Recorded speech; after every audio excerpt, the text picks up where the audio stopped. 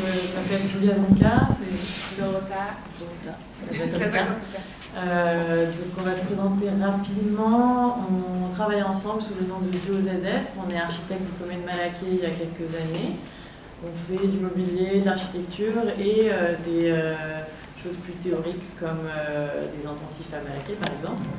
On a fait 2 années d'affilée et on a été invité cette année par Bérénice, pour parler de l'intensif qu'on a fait l'année dernière qui s'appelait Who Runs the World, pour que tous les architectes soient sexy, parce qu'on était parti sur une statistique d'une agence matrimoniale anglaise qui avait fait le top 10 des professions les plus sexy chez les hommes et chez les femmes. Et les architectes hommes étaient les plus sexy. Et les architectes femmes n'apparaissaient même pas dans le top 10. Donc on est parti sur cette idée-là. Donc l'intensif a eu lieu l'année dernière. Il y avait 25 étudiantes et... Enfin 22 étudiantes et 3 étudiants. Donc 2 elles sont venues. Il y avait 2 garçons. Ouais, d'accord. On a invité plusieurs. Donc là aujourd'hui il y a 2 étudiantes qui sont là. Ce qu'on avait fait, c'est qu'on avait invité le premier jour. Alors d'abord, peut-être que je reparle de pourquoi on a fait l'intensif. Bien sûr. Donc c'était l'année du MeToo, quand ça a éclaté. Ce qui nous a paru plutôt logique, toutes les histoires qui sont sorties. On s'est demandé, est-ce que dans notre milieu, donc nous on est des jeunes architectes, est-ce qu'on peut se poser la question dans notre milieu? Oui, on peut se poser la question dans notre milieu. On a d'abord parlé juste toutes les deux. Ça nous paraissait plutôt évident. Après, on s'est dit, bon, il faut quand même qu'on regarde un peu autour de nous si les gens ont aussi des expériences similaires, si ça les intéresse. Donc, on est allé voir nos sponsors, architectes, et on leur a demandé, on a fait quelques entretiens. On s'est rendu compte très vite qu'il y avait beaucoup de choses à dire. Parce que nous, on n'est pas chercheuse du tout. Donc, on n'a pas du tout une approche scientifique du sujet. C'est vraiment plutôt subjectif et personnel, quoi. Donc, on a interviewé pas mal de jeunes enseignantes, d'architectes, un peu tous les âges, femmes généralement. Et après, on a fait des recherches pour construire un peu notre propos. Et on est arrivé le premier jour de l'intensif. On avait 25 étudiantes et étudiants en face de nous. Et on a invité le premier jour 2 journalistes de mode, Alice Pfeiffer et Mélodie Thomas, qui regardent la mode sous le prisme du féminisme intersectionnel, pour faire un parallèle dans un autre milieu. C'est 2 journalistes qui sont assez militantes, et on trouvait ça intéressant parce que nous on est tous les 2 féministes, de commencer avec un autre regard pour ouvrir la discussion en fait avec les étudiants. Qui n'a pas trop mal fonctionné parce qu'on va dire qu'elles sont arrivées un peu avec leurs gros sabots, elles ont l'habitude de faire des conférences, des trucs comme ça. Et le matin, on avait demandé à nos étudiants est-ce que vous êtes féministes? Donc il y avait eu 3 mains qui s'étaient levées à peu près. On avait dit Angèle et Maëlle, vous pouvez vous couper la parole, c'est très faux ce qu'on dit. Donc on avait demandé pourquoi vous avez pris cet intensif. Et il y avait eu beaucoup de... on se demandait bien ce qu'on pouvait dire quand on rapproche ces 2 termes, c'est qu'on n'a pas l'habitude de voir ça, ce genre de choses. Aussi parce que ça s'appelait comme une chanson de Beyoncé, donc ça avait l'air cool. Et voilà. Et du coup, donc l'après-midi, il y a eu l'intervention des 2 journalistes, et le lendemain, on avait prévu un débat avec des architectes. On avait invité des hommes et des femmes, mais il n'y a que les femmes qui ont posé une matinée pour venir. Donc il n'y avait que des femmes, des plutôt jeunes archis. Il y avait aussi Sophie Spirglass qui est plutôt sociologue. Le matin, on a préparé le débat avec les étudiants. Et l'après-midi, il y a eu le débat. Et après, le mercredi, il y a Ariela Katz, qui est présente ici aussi, qui est venue faire une présentation sur 2... figure de l'avant-garde russe dans l'architecture et le design de femmes, pour avoir une approche aussi historique et parler justement de l'invisibilisation des femmes dans dans l'histoire telle qu'on l'enseigne. Et après, nous, on avait demandé aux étudiants de faire des interviews vidéo de femmes ou de personnes qui, pour eux, étaient en lien avec le sujet, avec un angle d'attaque et de présenter la vidéo le vendredi. Et le jour du jury, on avait invité 5 ou 6 femmes, pour le coup, pas du milieu de l'architecture, justement. Différentes disciplines ouais. Pour de nouveau recroiser les regards sur ouais. différentes disciplines. Parce que ça nous paraissait assez logique, en fait, vu que c'est le même problème dans tous les milieux. On s'est dit c'est intéressant d'avoir un regard d'une journaliste, d'une comédienne, d'une mathématicienne, d'une enseignante. Voilà, donc en fait c'est toujours la même chose. Elles se présentent en disant oui, dans ma profession il y a beaucoup d'hommes aussi. Donc voilà, ça c'est pour que vous ayez un peu l'aperçu de ce qu'on a fait pendant la semaine. On a fait une vidéo, peut-être on commence par la première vidéo, pour vous montrer ce qui s'est passé. Donc comme je le disais tout à l'heure, quand on est arrivé, les étudiantes et les étudiants n'étaient pas trop on va dire, au courant du sujet et ça nous a pas mal surprise. Surtout, on a parlé de la définition de ce que c'est être féministe et beaucoup d'élèves très jeunes avaient une définition très très ancienne du féminisme, citant les gros classiques lourds. Genre c'est super extrémiste d'être féministe. Donc on a été très surprises. Il y en avait pas tous, hein, mais. Les chante avec les hommes, et c'était des gens de 20 ans qui citaient des choses, comme on disait plutôt, il y a 20 ans.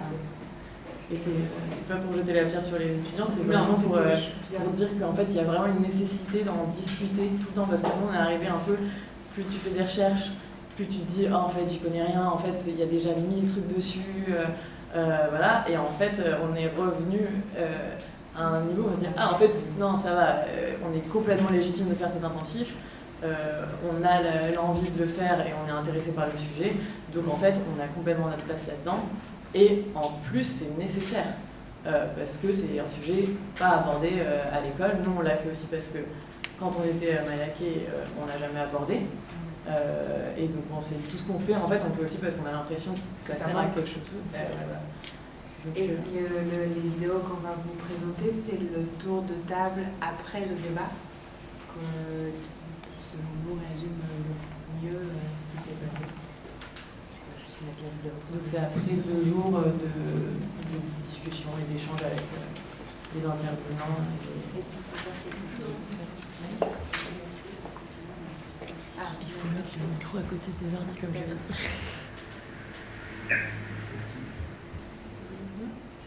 Pas lui.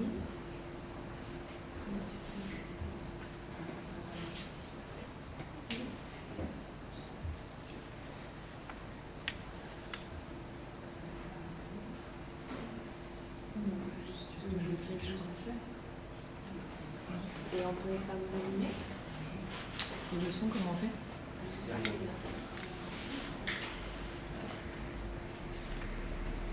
Oui, je vais vous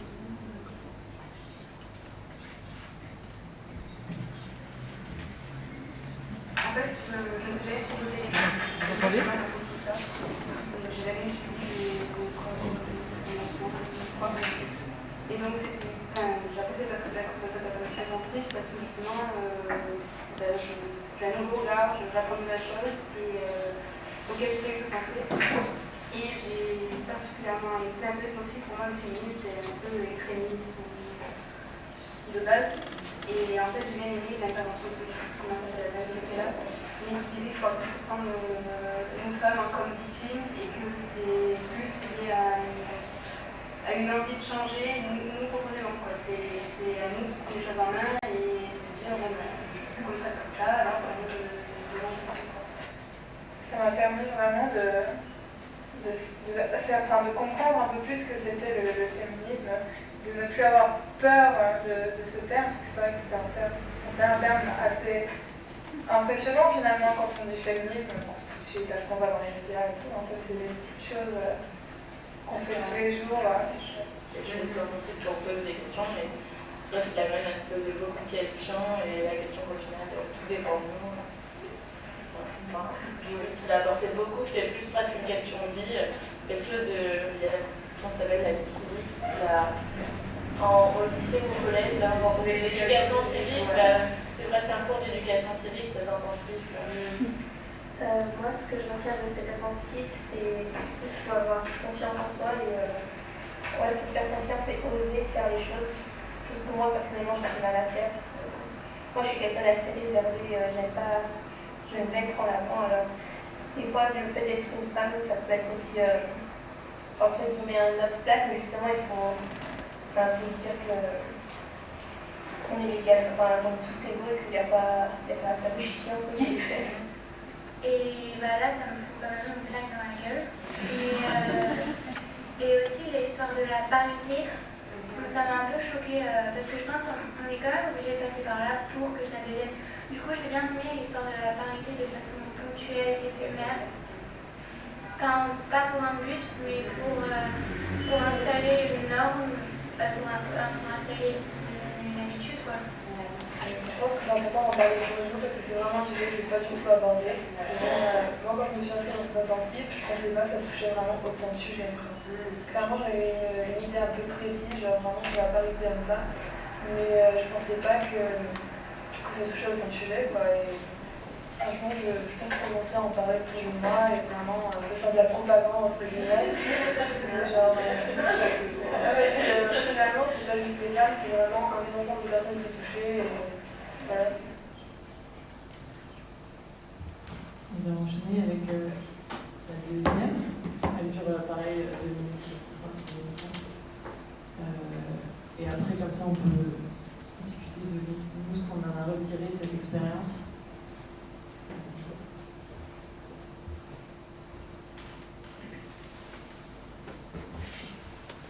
Hier, par exemple, moi, j'avais jamais vraiment considéré qu'il fallait reconnaître ce privilège. Enfin, c'était un aspect que j'avais pas considéré avant et qui m'a semblé hyper important. Et là, aujourd'hui, de se dire, tout à l'heure, quand on écrivait c'est sexiste, etc., c'était évident. Et en fait, non, c'était pas évident pour tout le monde ici. Ça me permet aussi de peut-être mieux comprendre comment on peut trouver sa place dans le féminisme aussi. Et parce que ça c'était quelque chose qui me posait question aussi, c'est un peu le principe qu'il y a une binarité homme-femme et que du coup le féminisme vise à un petit peu poser la femme en victime et du coup nécessairement à culpabiliser. Et du coup oui, ce débat était très riche parce qu'on se rend compte que c'est pas si binaire que ça. Et aussi, je trouve super qu'on ait insisté sur le fait que, en fait, toutes ces questions-là, au final, c'est une question sous-jacente de confiance en soi et de comment nous, on arrive à se développer dans le monde dans lequel on est, qui est un monde super médiatisé, avec plein de mèches qu'on jette à la gueule en permanence et sur retrouver sa place. Et c'est un peu le prétexte le féminisme, mais au final, c'est plus une quête de soi et de comprendre ce qu'on veut faire et comment on se donne les moyens de faire. Concret, quoi. J'aurais jamais pensé en fait qu'un jour dans une école d'architecture, même dans mes études en fait on parlait de la femme noire, donc c'est un peu cliché, puis ma tête y et j'ai dit ah ouais les études et tout. Juste un truc en fait de femmes, parce qu'on parle de confiance et de femmes qui a confiance en elles en fait et qui s'expriment, en fait ça fait toujours du bien en fait d'entendre personne. Enfin, moi, je sais qu'à chaque fois que je peux voir une femme comme ça, je la mets un peu sur un piédestal parce que je trouve que c'est courageux, justement. Bon, moi, c'est un processus que j'ai commencé depuis longtemps, mais ça ne s'arrête jamais. Et de plus en plus, toutes ces initiatives-là me donnent du courage à plus m'engager et avoir confiance aussi dans ce que je peux faire, qui est pas facile, effectivement. D'entendre toutes ces expériences, etc., moi, je sais pas, ça me redonne un peu plus de courage.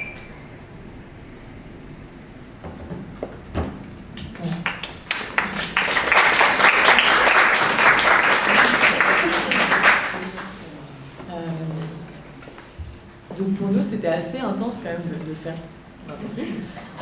Super émouvant. Ouais, le tour de table était super émouvant, donc c'était au bout du 2e jour.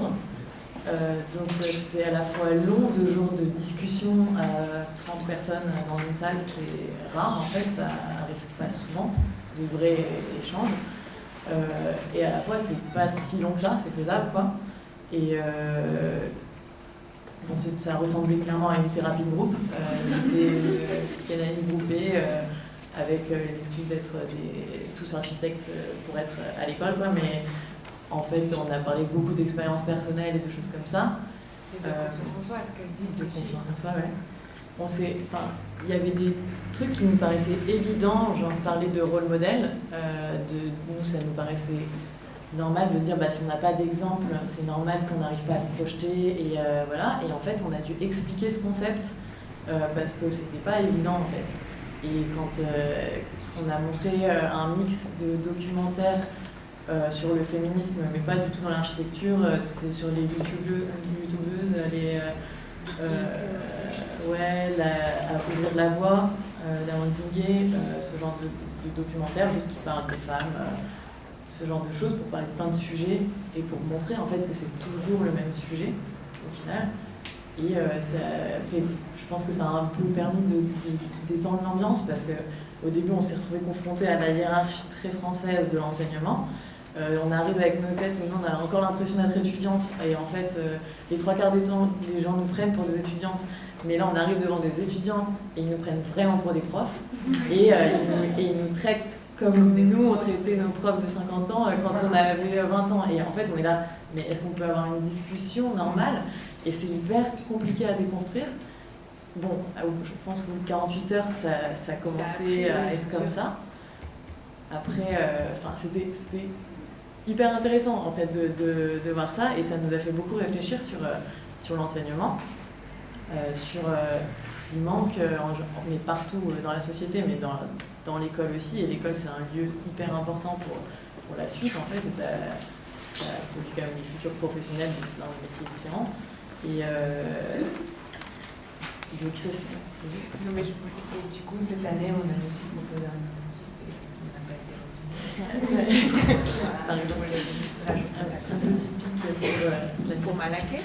Et non mais en gros ça nous a fait réfléchir à beaucoup de sujets, que ce soit l'enseignement, le lien entre la vie personnelle et la vie professionnelle, l'intimité et le pro, et le truc peut-être de la présentation, un peu tout le blabla qu'on doit sortir quand on présente son projet, ou quand on est dans la vie professionnelle et qu'on est avec des interlocuteurs pour des clients ou des choses comme ça. Ce qu'on a essayé de créer, on a essayé de créer une sorte de safe space pendant la semaine avec les étudiants pour qu'ils se sentent à l'aise, pour qu'on puisse vraiment avancer et parler de soi, parce que c'est important en fait, parce qu'on est tous des personnes humaines qui ont des interactions ensemble. Et en fait, ce qui est dingue, c'est que c'est un peu dur à percer, mais une fois qu'on perce le truc, c'est le flow quoi. Et en fait, tout le monde avait quelque chose à raconter et c'était super beau. Et à la fois, en fait, tous nos amis se moquent de nous parce qu'ils disent qu'on fait de l'architecture thérapeutique ou de la psychanalyse architecturale ou ce genre de choses. Mais en fait, c'est hyper agréable comme moment. Et souvent, quand on organise des soirées comme lundi prochain, je distribue. Voilà. On a organisé, Malaquais nous avait invité à organiser le forum l'année dernière, Entreprendre dans la culture. Donc on a invité plein de gens qui font de l'architecture de manière un peu alternative, si on peut utiliser ce mot, c'est un peu bizarre, mais on va dire qu'on va tout mettre dans ce sac. Et en fait, généralement, les gens ils sont contents de venir juste parce que c'est des moments d'échange où on peut discuter à peu près normalement. Ce qui manque en fait cruellement quand on parle de tous ces sujets, que ce soit du féminisme ou de plein de sujets, de comment on fait quand on est un jeune collectif, comment on fait pour gagner de l'argent en faisant quelque chose qui nous plaît, comment on fait pour remplir ses taxes en étant auto-entrepreneur et on ne prend rien aux impôts parce que c'est trop la guerre, ce genre de sujet. Et on essaie un peu d'avoir... on n'est pas chercheuse, mais par contre, toutes les expériences qu'on a eues, de moments comme ça, on a essayé de discuter en fait juste sincèrement et de façon la plus normale possible de tous ces sujets. Et après l'intensif, donc pendant l'intensif, on a rencontré Maë, qui ici, et deux autres filles, Léo et Margot. Et à la suite de l'intensif, on s'est retrouvés en disant il faut qu'on fasse quelque chose un peu pour continuer. Et on a commencé à se dire peut-être qu'il faut faire une association pour voilà, tout ce qui est lié féminisme. On a beaucoup appuyé sur l'intersectionnalité aussi parce que ça nous paraissait important. Et en fait, on cherche et tout de suite on tombe sur Mémo. Donc on se dit bon bah voilà, ça existe déjà en fait. On tombe sur plein d'autres, enfin voilà, on tombe sur plein d'assos, de collectifs qui font des choses. Et au final, on s'est dit bon peut-être qu'il ne faut pas faire une asso qui produit quelque chose, mais il faut peut-être faire juste une asso qui met en réseau les initiatives et les gens qui font toutes ces choses super fortes et super intéressantes. Plein de choses qui existent et qui sont géniales. Et on n'est pas au courant. Parce que c'est pas assez à la mode, je sais pas quoi. Voilà. Et quand on est dans des milieux très précis, les gens ils sont au courant, mais dans les milieux un peu quand... ça nous a aussi permis de se rendre compte de ça, c'est que quand on est arrivé les premiers jours, on était persuadés de tomber sur 20 étudiants qui allaient être hyper au courant, et en fait ils n'étaient pas du tout au courant, et c'est là qu'on s'est dit, en fait il y a besoin de tous ces trucs. Donc on a créé l'ICRA, ICRA comme archi à l'envers, comme un envers de l'architecture, même si on aimerait rassembler pas que l'architecture, mais ça que je n'avais pas compris. Voilà. Oui, c'est ça, c'est magnifique. Et ICRA en polonais, Dorota est polonaise, ça veut dire aussi étincelle, donc comme un truc un peu qui enflamme. Et on s'est dit, on va essayer de faire un réseau qui rassemble toutes ces choses, peut-être sous la forme d'une plateforme internet, pour l'instant un annuaire, juste qui recense en fait comme ce que tu fais avec les ouvrages sur Eurobajor, mais avec les gens, et que ce soit aussi quelque chose où en fait on est au courant. Si on se dit je vais bosser quelque part, on regarde et on se dit ah bah il y a lui qui a déjà bossé là-dessus, il y a qui fait ça, il y a ce projet qui a eu lieu là, voilà. Après c'est un peu ambitieux et c'est un peu aussi fourre-tout pour l'instant parce que c'est pas très clair ce qu'on veut faire, mais on a l'impression qu'il manque quelque chose comme ça. Et du coup... C'est pour ça qu'on organise la soirée lundi, parce qu'on ne trouve pas du tout qu'on détient un savoir sur ça. On trouve juste qu'on a touché quelque chose, et je pense que déjà tous les gens dans cette salle, et au-delà de cette salle, ont quelque chose à dire dessus. Donc nous sommes médiatrices. Enfin, je ne sais pas comment on dit quand... C'est pas notre association, c'est juste un médium en fait aussi voilà, pour mettre en lien les choses. Après, si quelqu'un lève la main et dit ah mais ça existe en fait, il y a 4000 collectifs enregistrés sur l'annuaire du milieu chouette, on peut bien arrêter tout de suite de travailler bénévolement pour faire ces choses. Mais voilà, en tout cas lundi on fait une soirée au DOC qui est un lieu alternatif à Place des Fêtes, où l'idée c'est un peu de rassembler justement tout ce que d'agglomérer les différents cercles, et j'ai noté réseau d'alliances internes dans ta présentation aussi, qui est en fait essayer de rassembler tous les réseaux d'alliances internes qui ont sûrement à chaque fois au moins une ou deux personnes en commun, pour essayer d'élargir, parce que comme vous le savez c'est dur de sortir de son propre cercle, et parfois on espère qu'il y a un autre cercle quelque part, et aussi qu'on n'est pas juste nous aujourd'hui, ce cercle, ce qui serait inquiétant. Et enfin, c'est peut-être le cas, et c'est peut-être pour ça qu'il faut faire ce genre de journée. Merci Bernice. Et voilà. Et aussi, voilà, je vais faire un saut pour ouvrir et pas que parler de féminisme. Donc nous, quand on a commencé à s'enflammer sur ce sujet, très vite on est passé à... Donc on a tout de suite été dans le féminisme intersectionnel. Et donc toutes les sortes de décolonisation et ce genre de choses, comme le collectif Décolonisons les Arts, qui est super intéressant, et Léopold Lambert du Funambulisme qui écrit beaucoup d'articles là-dessus, et ce genre de trucs, et on saute en fait de sujet en sujet. C'est pour ça que l'ICRA c'est pas très défini, et ça ne va pas être une plateforme qui parle que des initiatives féministes, mais c'est un peu toutes ces initiatives qui servent à bouger les limites en fait, des gros piliers en pierre de l'architecture. En France peut-être, voilà, c'est un peu lourd, et on aimerait juste que ce soit un peu plus vif, parce qu'on n'a pas toute la vie pour s'occuper de ça. C'est une bonne conclusion. Merci.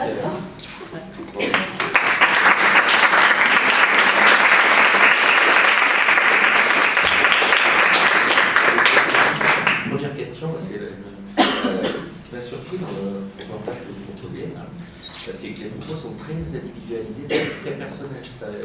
J'ai pris confiance en ça, j'ai compris ça, l'histoire de confiance, d'estime, etc. Donc on a des subjectivités qui s'expriment, mais vous, le travail que vous voulez faire, c'est un travail politique. Donc c'est un travail de passer de ces subjectivités à la politique. C'est la même chose. Oui, je pense, moi je pense vraiment que c'est la même chose. C'est parce que justement on a sorti de la vie politique et de la vie sociétale plutôt, l'intime. Et peut-être, alors je vais parler très personnellement, mais je pense que quand on est une femme, on apprend à être dans l'introspection, et quand on est un homme, on apprend à être dans la vie. Et peut-être que ce qui nous dérange en tant que femme dans la société, c'est que du paraître et que ça ne nous paraît pas sincère. Enfin, moi, ça ne me paraît pas sincère. Dorothée, non plus, ça ne nous paraît pas sincère. Et c'est peut-être pour ça que quand on fait un intensif, les gens se retrouvent à parler d'eux, parce qu'en fait, on pense que c'est la même chose et qu'il n'y a pas de frontière entre les deux, et que la vie serait sûrement 10 fois plus intéressante si les gens arrivaient à être un peu plus introspectifs, un peu plus sincères avec eux-mêmes, et du coup un peu moins à se décharger sur la société et à devenir racistes et homophobes parce qu'ils sont pas regardés dans un miroir. Donc en fait, c'est sûrement pour ça qu'on parle de choses personnelles dans les événements qu'on fait.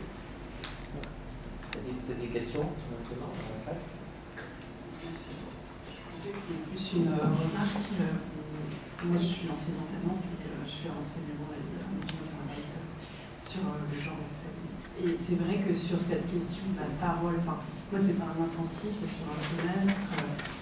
Moi, je suis aussi historienne, donc il y a l'idée d'un apport théorique. C'est pas le même format.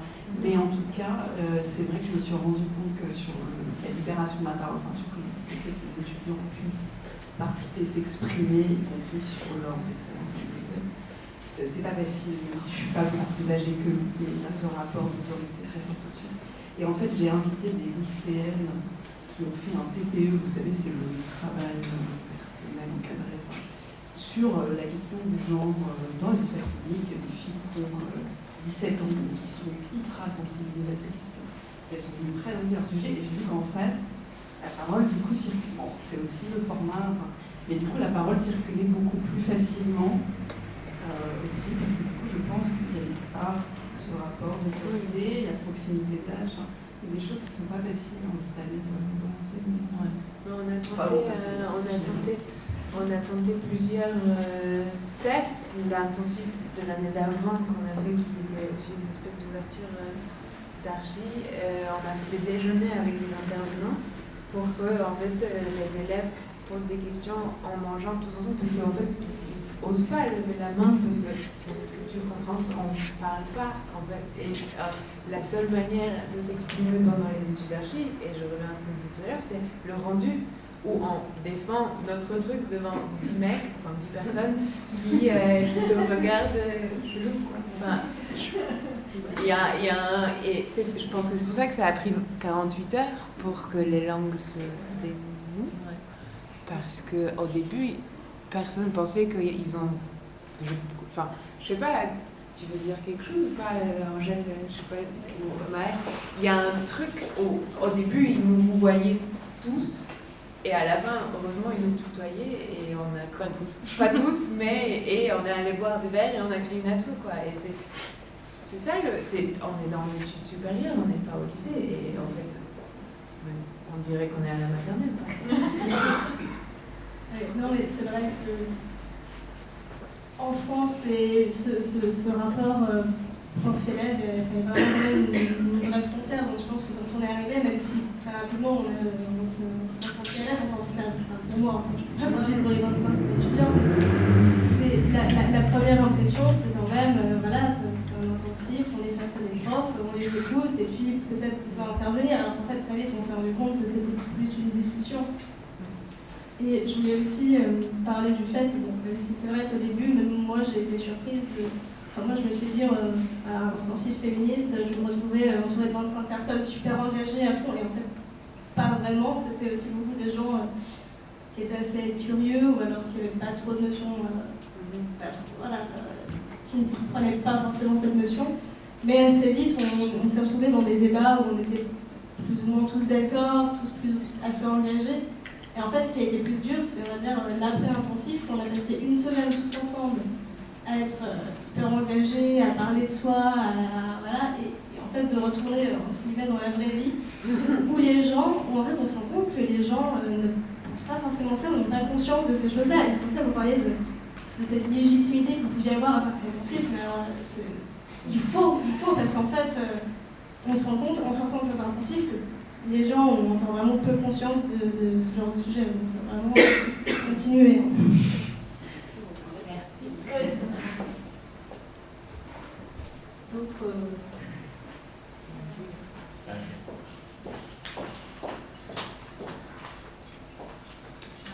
Oui, moi je vais parler sur la question du réseau, évidemment. Je pense qu'il y a vraiment.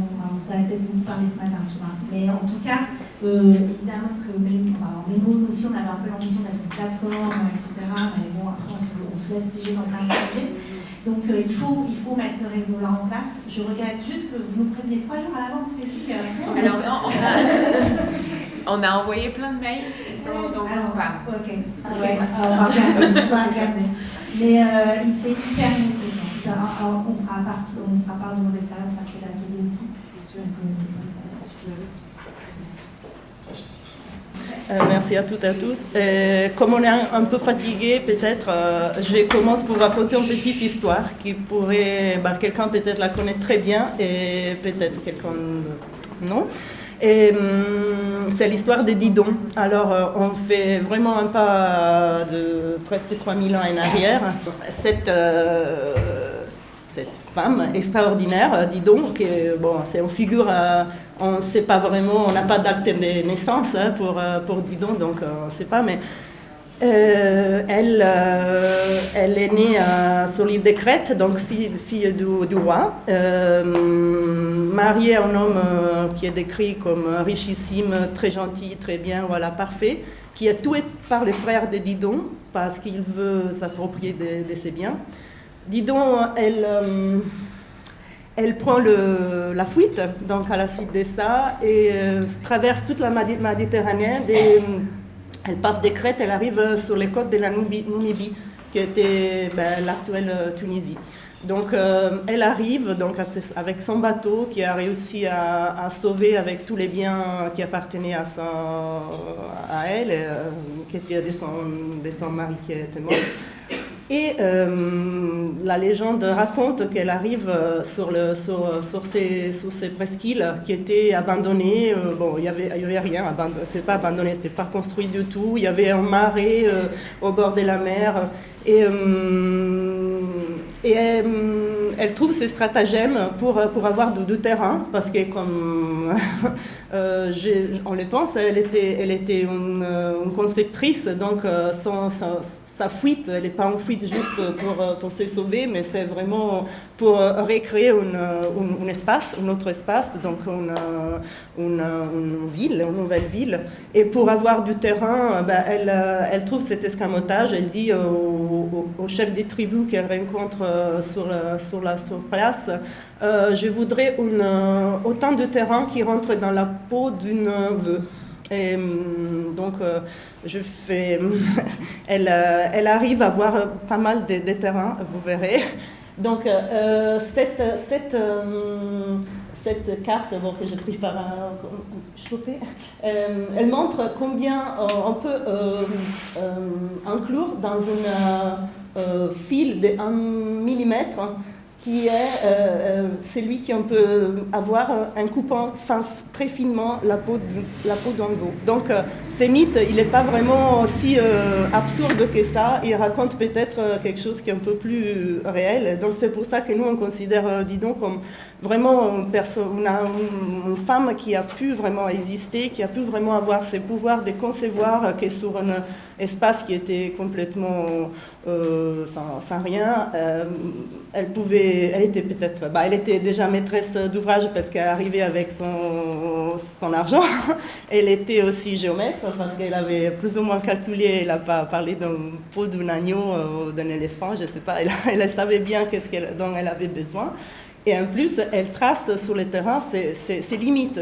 Donc, elle s'approprie de cet espace. Et c'est tout notre discours, en réalité, s'avère un peu sur ça, sur comment s'approprier de l'espace. Alors, j'ai rejoint après, sur ces mythes, sur cette figure, l'histoire qu'a racontée ce matin Lucie Biarrot sur la question de la supposée amnésie collective, qui est cyclique. Donc, si on revient en arrière, s'il te plaît. Bon, comme on est au musée de la Monnaie, on a fait un petit hommage.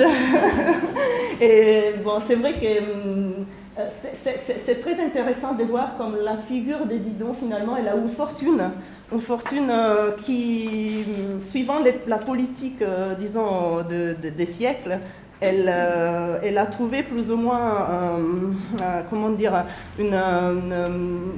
elle était toujours connue, on trouve beaucoup de documents sur Didon, mais finalement, elle est surtout rappelée dans ces périodes d'époque, vous voyez, c'était déjà presque un siècle après qu'elle a fondé la ville de Carthage, donc, oui, je ne l'ai pas dit, elle a fondé Carthage. Je pense tout le monde le sait. Et donc ici, elle est représentée vraiment avec, très souvent avec vraiment des instruments de dessin, je dirais, mais bon, en tout cas d'indications claires de ce qu'elle veut, est-ce qu'elle voudrait faire. Et bon, évidemment, la monnaie à l'époque, c'était un peu comme les Facebook d'aujourd'hui, c'est-à-dire il n'y avait pas beaucoup d'occasions pour la plupart des gens d'avoir des images, de voir des images, donc c'était extrêmement important qu'il y avait une figure tellement spéciale d'une femme déjà, couronnée, donc reine, qui construit, qui a des bâtiments à côté. Et ce n'était pas toujours le cas, c'est-à-dire qu'avant, par exemple, elle est très connue aussi parce que Virgile, dans l'Énéide, elle raconte son histoire d'amour malheureuse avec Énée. Donc, malheureusement, elle est connue surtout pour ça. Et cette fortune, elle est tant plus forte que dans les périodes où il y a par exemple les guerres phéniciennes, une fois que Rome gagne les guerres contre Carthage, comme par hasard, quelques temps après, Virgile écrit cette histoire où elle est abandonnée par Énée parce qu'il doit partir, elle doit la quitter pour fonder Rome. Donc, il y a toute cette dynamique de créer ce personnage des femmes abandonnées, malheureuses, qui finalement se tuent. Dans l'histoire, se perd complètement sa figure, qui est la plus intéressante, je trouve, évidemment, par rapport à cette autre, des femmes qui créent, qui fondent, qui créent un espace, une ville. Donc, c'est extrêmement vrai qu'il y a cette amnésie, et c'est extrêmement vrai aussi que ce qui est ajouté Stéphanie Dadour après, que c'est aussi une question politique. Quand on veut démontrer quelque chose, on le fait passer très souvent par rapport à ça. Parce que c'est vrai qu'après, dans le Moyen-Âge, par exemple, Dante, dans la comédie, elle la situe direct à l'enfer. Elle est vraiment à l'enfer parce que, soi-disant, elle n'était pas fidèle à son ex-mari, qui était mort, donc elle n'est pas restée une veuve chaste parce qu'elle a eu cette soi-disant, je sais pas, affaire avec Énée. Et donc on la retrouve, cette femme extraordinaire, riche de grands potentiels créateurs, à l'enfer, parce que voilà. Tandis qu'Énée, évidemment, qui était aussi veuve, il n'est pas à l'enfer. Donc, il y a Christine de Pisan qui, après 2 siècles, essaye de la réhabiliter. Donc, elle la cite évidemment parmi les femmes qu'elle voudrait dans sa cité des dames, mais juste en disant, mais non, finalement, elle était tellement fidèle à son aîné qu'elle sait tout pour lui. Donc, c'est encore une réhabilitation qui ne parle pas du tout de son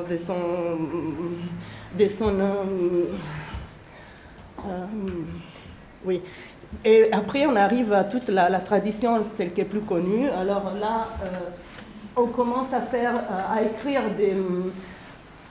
des tragédies dans la Renaissance. Donc ça, c'est une tragédie qui s'appelle Didone, qui a été écrite par Ludovico Dolce, et ça, c'est écrit en 1547. Donc je fais la lecture de tous les livrets et il y a seulement une partie où on parle d'elle comme elle a édifié une ville.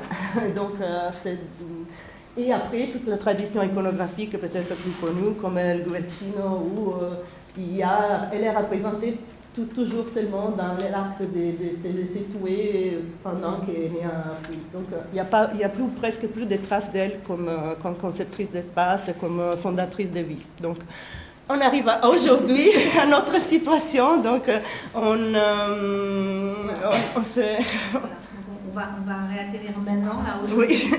On va voir qu'on est encore oublié. Donc, on va beaucoup parler de visibilité, là, à travers la presse, à travers... alors, d'abord, on va parler un peu de la situation. Alors, t'avais bien... Alors, Madame les architectes, en quelques chiffres, on a beaucoup parlé, donc je ne vais pas y revenir, sur la féminisation en masse des écoles d'architecture, puisque maintenant, alors là, c'était en 2016, on était à 57%, je crois qu'on est quasiment à 60%. Voilà, et en parallèle à ça, une profession qui se féminise pas tant que ça, en tout cas au niveau de l'inscription de l'ordre, puisqu'on est à 26% de femmes inscrites à l'ordre des architectes. Alors certes, vous voyez la barre en violette, là, ce sont les jeunes femmes inscrites à l'ordre de moins de 35 ans, mais ce que ne met pas en avant ce tableau, c'est le décrochage. C'est-à-dire 35 ans, c'est l'âge où les architectes font des enfants, c'est vrai qu'on prend du temps pour faire des études, donc on les fait plutôt tard, et c'est quelque chose qui n'est pas identifié et qui, à mon sens, devrait vraiment aussi apparaître. Donc c'est vrai que toute l'idée de tout va aller bien, il y a une grande féminisation, c'est pas si automatique que ça. Je ne reviens pas là-dessus sur les écarts de revenus qui sont quand même assez, quasiment 1 pour 2.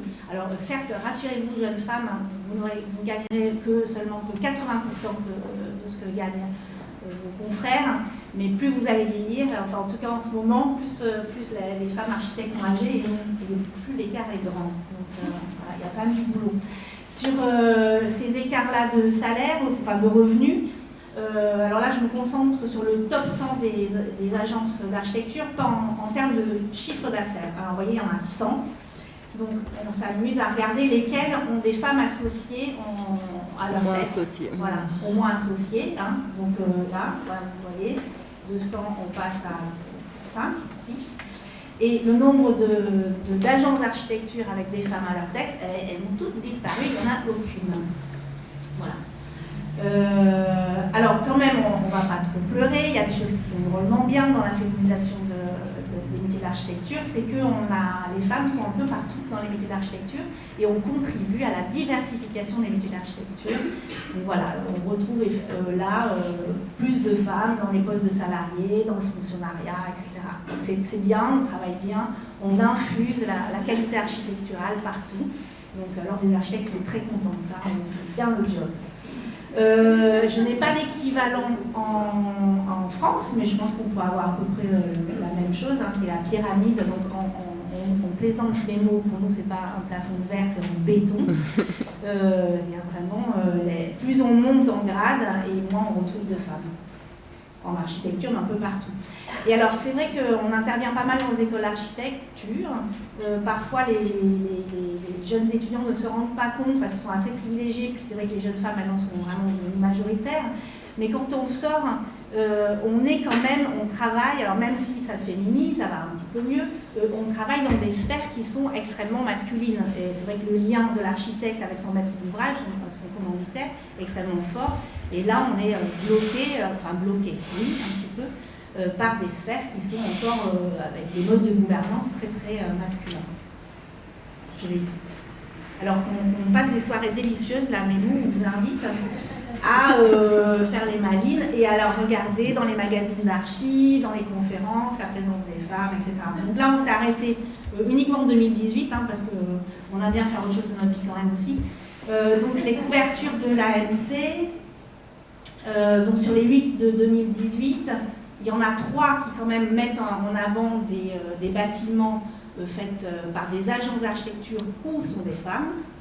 Donc pour votre culture architecturale, voilà ces 3 agences qui sont connues, je ne vais pas rentrer dans les détails. Donc pour que vous les identifiez en rouge, ce sont les nanas, voilà, elles sont là. Donc ce sont des équipes mixtes. Si on regarde des agences d'architecture qui sont dirigées par des femmes, il n'y en a aucune. Là.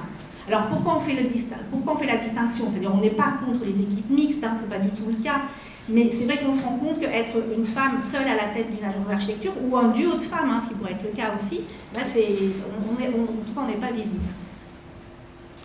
Même exercice dans le DA.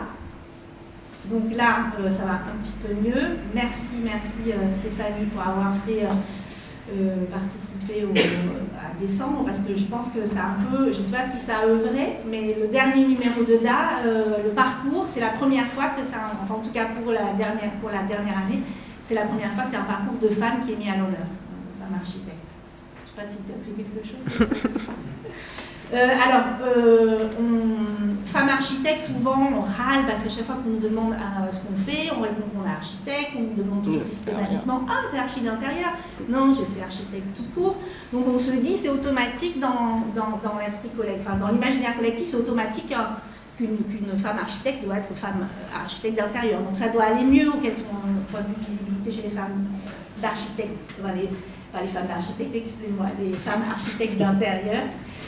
Donc ça, c'est une couverture, là, septembre 2018, qui nous avait fait pas mal réagir, qui sont les super décorateurs du moment, là, 2018, donc architectes d'intérieur, et on voit là encore que les femmes, en plus, elles sont dans la pilure, là, la pauvre, à moitié 1,5.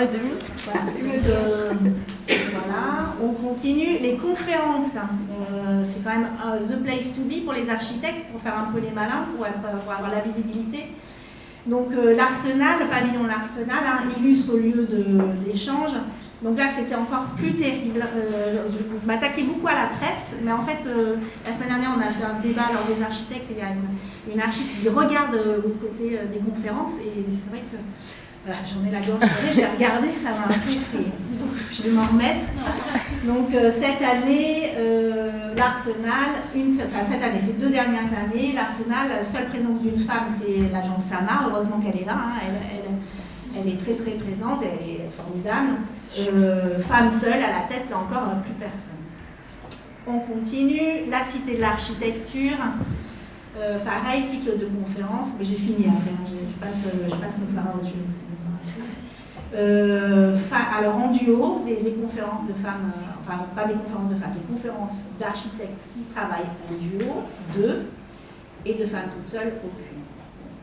Vous l'aurez compris, face à ça, il faut quand même faire des choses, enfin à notre sens. Hein. Ah oui, non, les prix d'archi, pardon, excusez-moi, voilà, j'avais ça. Bon, on continue, le prix Scare Price. Voilà, 3 femmes sur 16 primées et combien de femmes toutes seules? Zahra Hadid, en plus qui n'est plus là pour défendre la cause. Le Grand Prix national de l'architecture depuis 1990. Voilà, 2 femmes en duo, pareil, aucune femme toute seule. On les fait disparaître. Et puis l'écart d'argent. Alors c'est vrai, il y a un peu plus de femmes là. Tant mieux, enfin, c'est pas... Voilà.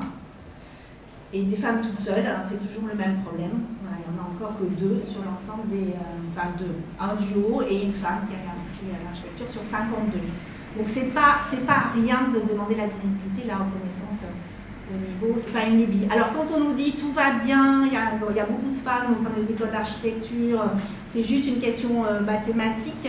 Quand on regarde au niveau des AJAC, donc les albums des jeunes architectes, donc il faut avoir moins de 35 ans pour postuler, là on a pareil, là en 2018, on ne voit pas un décrochage massif des femmes qui sont reconnues. Alors on n'incrimine pas forcément les membres de jury, mais moi j'en ai discuté avec une des membres de jury qui était désespérée aussi parce qu'il y avait très peu de femmes qui postulaient. Donc la question d'empowerment, il est vraiment aussi très nécessaire, il faut y aller, il faut se sentir hyper légitimé, en tout cas les albums des AJAC, ils attendent ça. Voilà, donc face à ça, le prix des femmes architectes, un prix dédié aux architectes, organisé par l'ARVA, qui est assez décrié, mais qu'on soutient, mais on pense que c'est hyper nécessaire, ça apporte une visibilité. Ça nous a permis aussi d'aller rencontrer des femmes et de commencer à créer un réseau, donc c'est aussi c'est hyper important, ne serait-ce que pour ça, et c'est pas rien.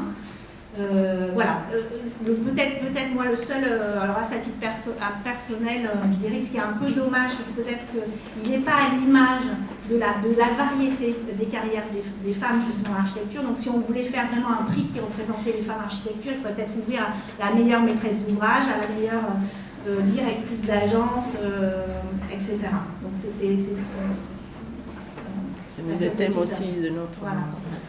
Donc, les enjeux de la féminisation de la profession d'architecte, qu'est-ce qu'on fait concrètement, sur quoi quel est notre objectif? Atteindre l'égalité professionnelle en termes de revenus, de carrière, d'accès à la commande, révéler les talents de l'ombre, faire évoluer les pratiques professionnelles. On en a parlé un petit peu sur la question de la charrette, par exemple. Je pense qu'effectivement, si on veut que les femmes puissent aussi intégrer et avoir des rôles de plus en plus forts au sein des agences ou avoir accès à la commande, il va falloir peut-être un peu réfléchir aussi à nos pratiques, que ce soit l'organisation professionnelle mais l'accès à la commande, donc réfléchir un peu à tous ces mécanismes qui empêchent aussi les femmes à pouvoir prendre la place qui sont très légitimes.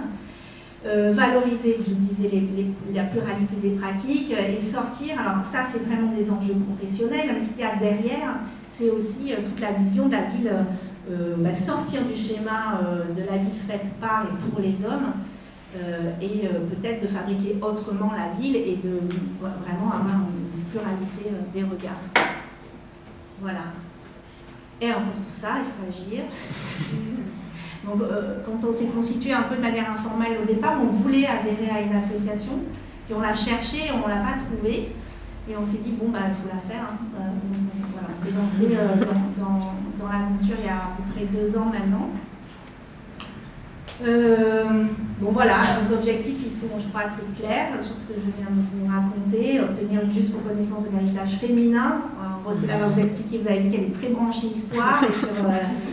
C'est vrai que c'est un des dadas, parce qu'on pense que faire modèle et pouvoir se sentir légitime dans cette posture-là, il faut aussi avoir des idées, des représentations, et elles existent.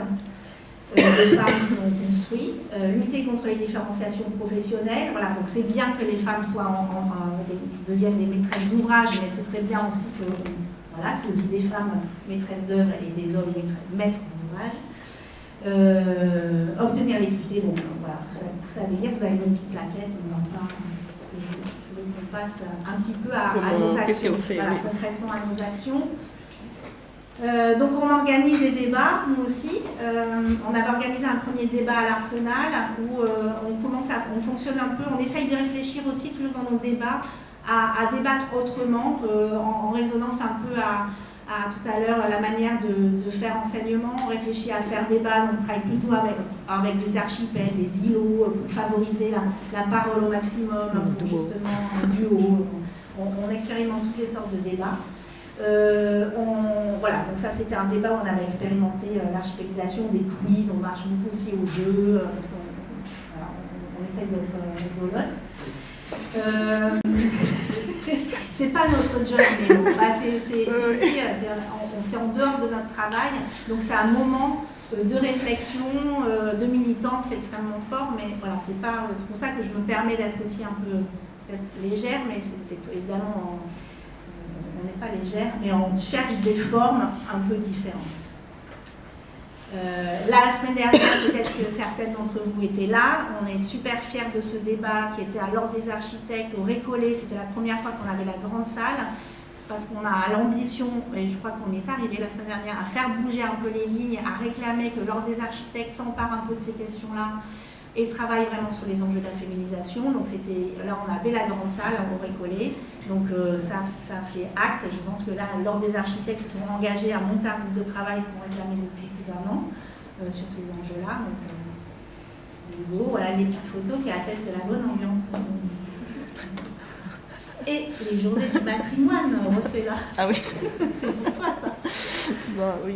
Donc parmi les autres activités faites par Memo, il y a aussi cette collaboration avec l'association HF qui depuis 5 ans elle organise à Paris et dans d'autres villes en France une expansion, les journées du patrimoine à l'occasion des journées du patrimoine. C'est-à-dire qu'on essaye de valoriser les femmes du passé qui ont vécu ou réalisé des ouvrages dans la ville et dans les villes. Et donc nous, de notre côté, on a organisé, après, vous aurez le plaisir d'entendre Stéphanie qui va vous raconter un peu plus en détail, mais de commencer à redécouvrir ces femmes qui ont construit à Paris et qui sont très très souvent méconnues. Donc là, on est la dernière année, oui, on a fait pendant 2 ans des visites à la cité universitaire, parce qu'il y a Charlotte Perriand qui a laissé quelques traces, pas beaucoup, hein, mais bon, on a fait ça. Ici, on a organisé l'année passée une visite d'un bâtiment d'Edith Girard qui est sur le canal de l'Ourcq, donc c'est un bâtiment de HLM. Et on a réussi à travailler avec les comités de métallo qui sont c'est un groupe d'artistes qui, avec la danse, la musique, ils ont animé beaucoup cette visite. Là, on est dans la cour de cet immeuble qui a une cour qui est traversée en diagonale par 2 ouvertures qui ont été bien décrites, emphatisées par les danseurs. Donc, à travers ces actions qui regroupent, la dernière année, on a eu presque 100 personnes à chaque visite, et on les répète les samedis et les dimanches. Donc, on les fera sûrement cette année aussi en septembre. Et on fait rentrer les personnes en contact avec ce qu'est l'histoire de l'architecture contemporaine aussi, ce qui est très... Comment dire, on a l'habitude aussi ici de mettre les noms des architectes très souvent, ce qui n'est pas dans tous les pays, l'usage. Donc très très très rarement on trouve pour le moment, on ne l'a pas encore trouvé. Donc, on voudrait réussir à retrouver tous les bâtiments qui ont été construits déjà par des femmes. Pour le moment, le patrimoine, on le destine aux femmes qui ne sont plus là. Donc, on parle vraiment d'héritage, d'héritage, mais bon, c'est déjà du grand travail. Ce que je voulais dire aussi, rajouter sur ces journées du patrimoine, je trouve notre fierté, c'est d'ouvrir aussi ces journées. Elles sont ouvertes et vous voyez un peu je sais pas si vous voyez les gens, le public, c'est d'amener un grand public à aller visiter des bâtiments d'archi, des HLM. Donc c'est quand même on est assez fiers de cette prouesse-là. Oui, ça intéresse beaucoup. Vraiment, voilà, et c'est une manière aussi de sensibiliser le grand public à chaque fois aux problématiques des femmes architectes. Donc, on fait plein de choses pendant ces journées-là. Mais c'est vrai que c'est ce qui nous tient à cœur aussi, c'est ouvrir la culture architecturale, ça c'est notre côté nana, au grand public, de favoriser cette culture-là. C'est aussi de travailler de manière transversale avec d'autres arts que l'architecture. Et c'est vrai que, je ne sais pas si alors on ne voyait pas sur Charlotte Perriand, mais une des membres là, de Memo est une guitariste. Donc on avait fait un concert de guitare brésilienne à la suite de la visite. Donc Edith Girard, il y avait une compagnie de danse qui a traduit avec la danse, le corps, l'architecture. Donc ça a amené vraiment aussi une vision très ouverte de l'architecture. Et pour Marion Tournon-Branly, donc l'école maternelle qui a été visitée par Stéphanie Ménage, il y avait Tiffen D. Là, je vous encourage à aller voir une artiste, une autrice féministe absolument extraordinaire et qui là faisait des contes de fées un petit peu barrés et qui joue au Café de la Gare. C'est chouette. Je voulais juste, cette recherche sur les femmes du passé, c'est pas juste, c'est vraiment parce qu'on nécessite beaucoup des référentes, des modèles, des inspiratrices, je sais pas, on peut les appeler comme on veut, mais c'est vrai que quand on arrive dans une école d'architecture, encore les modèles féminins sont des femmes qui peuvent être prises comme référentes, ne sont pas là et on dit très souvent il n'y en a pas. Donc ça fait partie de notre mission un peu de valoriser pour pouvoir faire connaître, pour pouvoir faire ci que dans les écoles on étudie aussi et on apprend aussi aux jeunes étudiantes étudiants aussi, bien sûr, qu'elles ont des femmes femmes qui ont précédé et qui ont construit, qui ont pu faire la profession et qui, oui, peut-être en gagnant un peu moins que leurs confrères, mais bon, qu'elles ont réussi à construire des choses et qu'elles sont belles et sont intéressantes. Les autres actions, donc, ce sont des ateliers qu'on mène dans les écoles d'archi. C'est un format qu'on avait initié, qui n'était pas dans une école d'archi, mais à l'Arsenal. Et c'est vrai qu'on a fait 3 écoles comme ça qui nous ont appelés et on a organisé des après-midi, toujours avec des tables rondes sur des thématiques. Alors, c'est moins psychanalyse là que vous, mais je pense que c'est hyper complémentaire parce qu'ils sortent des choses, évidemment. Et c'est vrai qu'on est un peu plus sage. Nous, on travaille sur les femmes architectes, sur la question de la féminisation de la profession, et sur la question du genre. On n'en parle pas du tout là aujourd'hui, nous, mais c'est un sujet qui est quand même récurrent. Évidemment, c'est ce qui est sous-jacent toujours dans les ateliers, c'est donner des outils, outiller les élèves à prendre en compte le genre dans la famille urbaine. Donc il y a toujours un petit atelier qui est dédié à ça. Donc ça, c'était à Nantes il y a 2 semaines, 3 semaines. Oui, c'était pour la lecture. Ça, c'était à Strasbourg. On était invité dans le cadre des journées de l'architecture transfrontalière. C'était assez intéressant parce qu'on avait aussi invité une architecte suisse, allemande aussi. Donc, on a pu comparer les situations. On a pu s'apercevoir que la France était le mieux loti, en fait, entre l'Allemagne et la Suisse. Enfin, en tout cas, sur les questions professionnelles. Et alors, ce qui était assez chouette, là, sur cet atelier-là, c'est qu'ils étaient obligés de venir. C'est-à-dire, on avait tout le monde, il y avait un coup banalisé, donc on n'avait pas que des nanas. Il y avait des mecs qui sont venus un peu à rebrousse-poil, il faut l'avouer au départ, qui voilà, qu'est-ce qu'on a encore fait, c'est pas notre faute, etc. Donc on a dû faire une petite thérapie de groupe, effectivement, pour dire c'est pas contre vous, mais quand même, regardez, ouvrons les yeux tous ensemble, parce que c'est tous ensemble qu'on va pouvoir faire bouger les choses. Et là où notre petite fierté, c'est qu'à la fin de la journée, on a donc Julia qui est là avait préparé aussi un petit PowerPoint de plein de femmes architectes illustres et ils sont venus avec nous, les gars comme les filles, faire un peu de guérilla urbaine. On avait bien teasé, ils avaient bien suivi, donc on a rebaptisé des noms de rue et c'est un mec qui était là-haut qui était hyper content. Moi je suis assez chouette. Bah, du coup, on était tellement contents, je ne peux pas m'empêcher de montrer ça. Après, tu peux pas ça va. On vous encourage, on a les autocollants. Et puis, dans le dernier axe, là, ben, c'est participation au débat, à ce fameux débat. Alors, à chaque fois qu'on nous invite, on est là, bien évidemment, on est présente. Et on sent que le sujet intéresse de plus en plus de personnes, donc ça nous porte beaucoup et se pose toujours la question derrière, bon, voilà, la question territoriale, comment on prend en compte le genre dans la fabrique urbaine. Et là, moi, je voulais juste, je dis au niveau des étudiants, c'est un sujet qui, dans les collectivités territoriales, est de plus en plus demandé, je suis hyper optimiste. Hein, donc, il y a quelques-uns. Il y a 4 qui doivent demander. Mais c'est un début et on n'a pas les réponses. Donc c'est ça aussi qui est hyper intéressant, c'est de leur dire c'est super, les questions que vous posez sont hyper pertinentes, hyper légitimes. Ce sont des choses qui sont décrites, je pense que Jean-Rémy ce matin va en parler, toutes les discriminations sur l'urbanisme, l'espace public. Bref, se poser la question est légitime. Ce qu'on remarque, nous, c'est qu'en tant qu'architecte, pour l'instant, quelques-unes, on expérimente.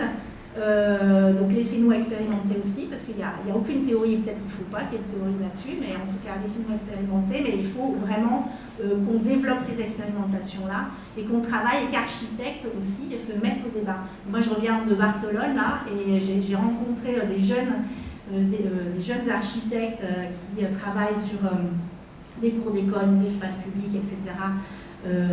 Et c'était hyper stimulant de voir que ce débat-là a été mené au sein d'une école d'architecture et qu'à Barcelone, là, il y a une école d'architecture, ils en sont à la 3e génération collective qui travaille sur ces questions-là. Donc voilà, très, très optimiste. Juste pour finir, donc tout ça là, ça sert, nous c'est un peu notre laboratoire, comme on en a parlé.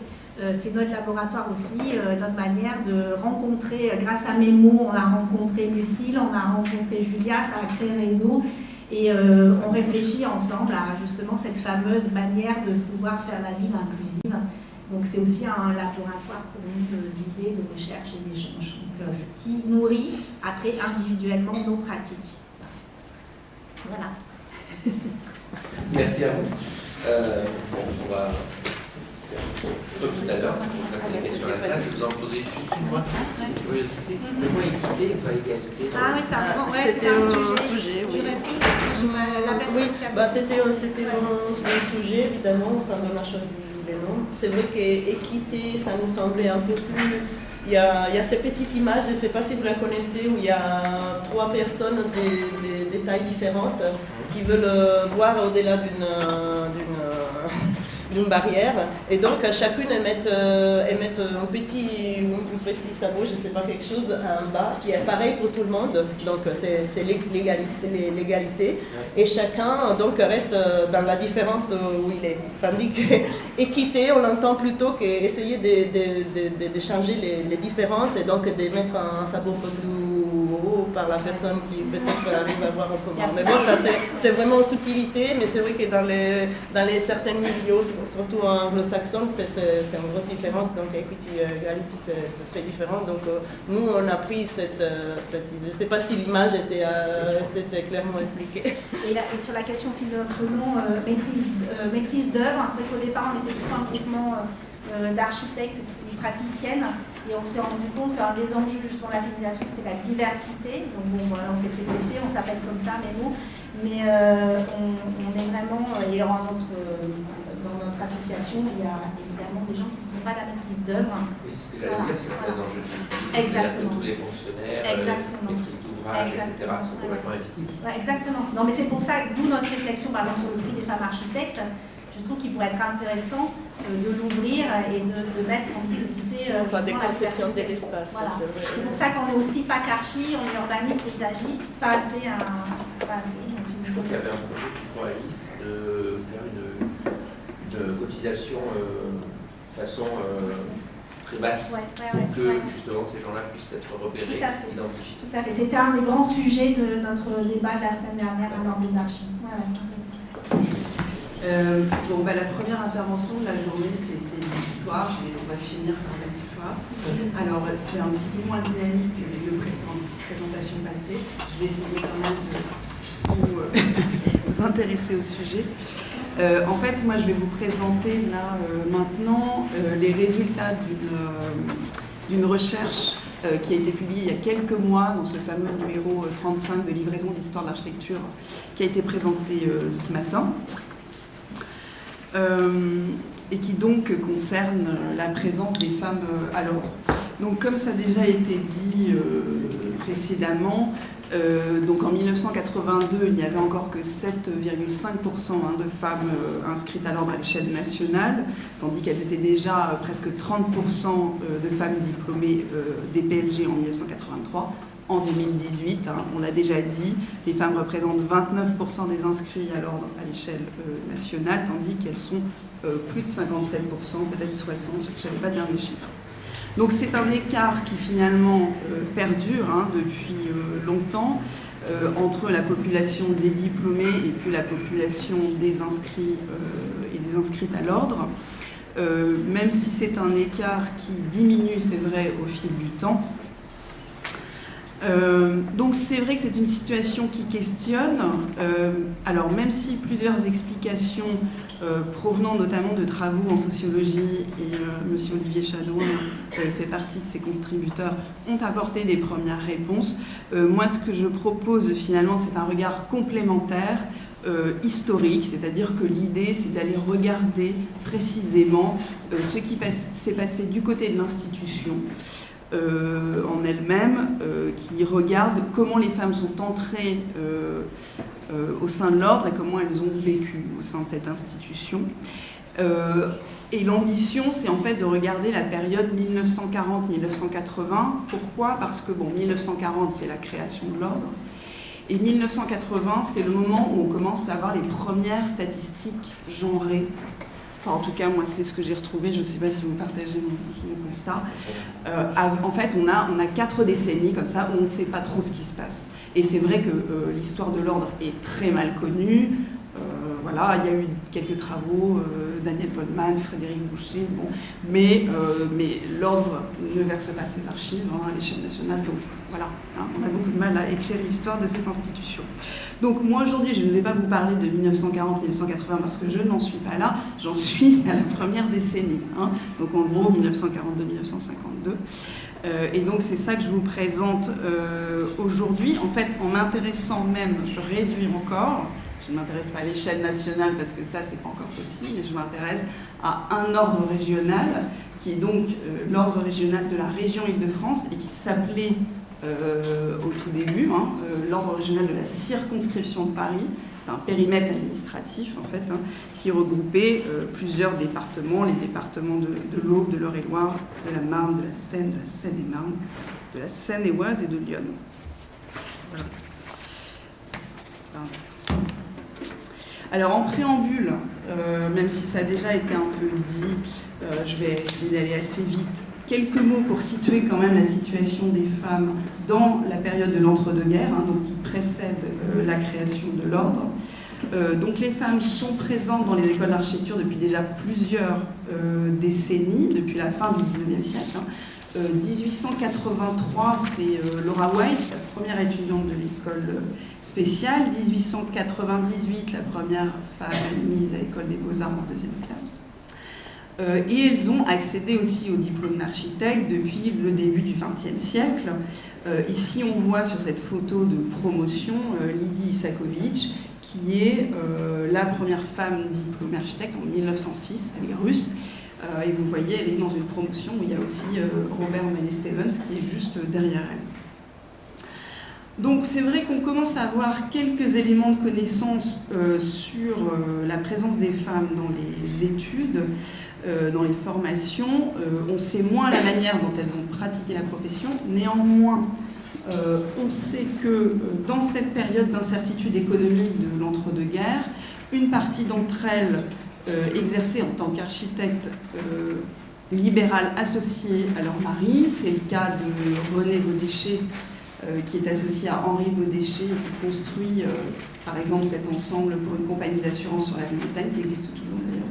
C'est aussi le cas, peut-être vous connaissez le nom d'Adrienne Gorska, qui a travaillé avec Pierre de Montaut sur pas mal de cinéma. C'est aussi le cas de Juliette et Gaston Tréant-Maté, peut-être des noms qui vous disent quelque chose.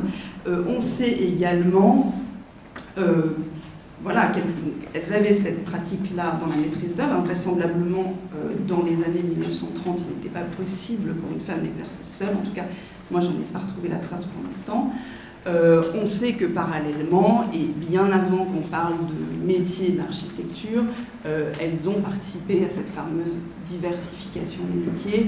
On a ici l'exemple assez émouvant de Juliette Billard, qui est la première femme française étudiante de l'école des Beaux-Arts, qui a été décorateur maquettiste pour un studio de cinéma, ciné-roman, et qui est ici filmé dans les années 1960. Donc, à l'aube de la création de l'ordre, enfin toujours dans cette période de l'entre-deux-guerres, il faut se rappeler que la profession n'était pas réglementée. Ça veut dire que quiconque pouvait se dire architecte pourvu qu'il s'acquitte d'une patente commerciale. Et en fait, la profession, elle est organisée par ce qu'on appelait des sociétés professionnelles d'architectes, qui avaient été créées au XIXe siècle, dans la lignée des sociétés savantes. Alors, bien sûr, la création de l'ordre, à la fin de l'année 1940, elle est à resituer dans le contexte du régime de Vichy, bien sûr, mais elle est aussi à resituer et à mettre en relation avec 2 décennies de débats qui ont eu lieu au sein des sociétés professionnelles d'architectes, qui réfléchissaient à la manière d'organiser la profession et puis de protéger l'exercice des architectes. Enfin, en tout cas, c'était en ces termes-là que c'était réfléchi. Alors, là, on voit en fait une photo d'une des principales sociétés professionnelles d'architectes, la SADG, et puis il y avait parmi les principales sociétés, la Société centrale des architectes. Donc toutes les deux se sont transformées au cours du XXe siècle. Aujourd'hui, c'est la SF1 et puis l'Académie d'architecture. mais elles existent toujours. Alors, quelle était la place des femmes dans ces sociétés professionnelles d'architectes? C'est assez intéressant à regarder. Pardon, oui. Donc, à la Société des architectes diplômés par le gouvernement, donc, qui est créée au XIXe siècle, les femmes commencent à l'intégrer dans les années 1920.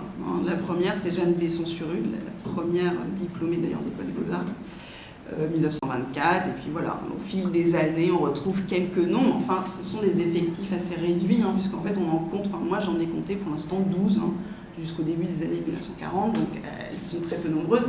Et très souvent, elles ont été introduites, cooptées par leurs frères, leurs maris, leurs pères, etc. L'Académie... Qu'est-ce que j'ai dit? Ah oui, c'est bon. À l'Académie d'architecture, donc anciennement la Société centrale des architectes, là le tableau est plus négatif puisque la première femme architecte qui intègre cette société, c'est Marion Tournon-Branly en 1975. Donc c'est beaucoup plus tardif. Alors on en arrive donc à la création de l'ordre, le 31 décembre 1940, par une loi qui institue l'ordre des architectes et qui réglemente le titre et la profession. Donc à partir de cette loi va être créé un conseil supérieur et puis plusieurs conseils régionaux, dont celui de la circonscription de Paris, sur lequel je m'attarde plus particulièrement aujourd'hui. Alors c'est créé à la fin de l'année 1940, mais évidemment les organes mettent un peu de temps à se mettre en place. Et par exemple, pour l'ordre régional de la circonscription de Paris, ce n'est qu'à l'année 1943, au printemps 1943, que paraît le premier tableau ordinal donc de cet ordre régional. En fait, c'est un tableau qui répertorie les architectes inscrits et puis les architectes étrangers enregistrés. Donc finalement, des architectes qui ont prêté serment ou qui ont été enregistrés entre le début de l'année 1942 et puis le printemps 1943, au moment où est publié ce tableau. Ce qui est intéressant de regarder, c'est donc dans ce tableau où l'on compte, enfin au moins où j'ai compté approximativement 2850 architectes inscrits ou enregistrés. On repère 16 femmes dont les noms sont ici inscrits, parmi lesquels voilà, on retrouve certains noms qui sont éventuellement un peu plus connus, comme Adrienne Gorska, que je citais déjà tout à l'heure. Alors, des noms en fait que j'identifie à partir du prénom et d'une base de données INSEE. Donc évidemment, c'est une démarche qui a ses travers.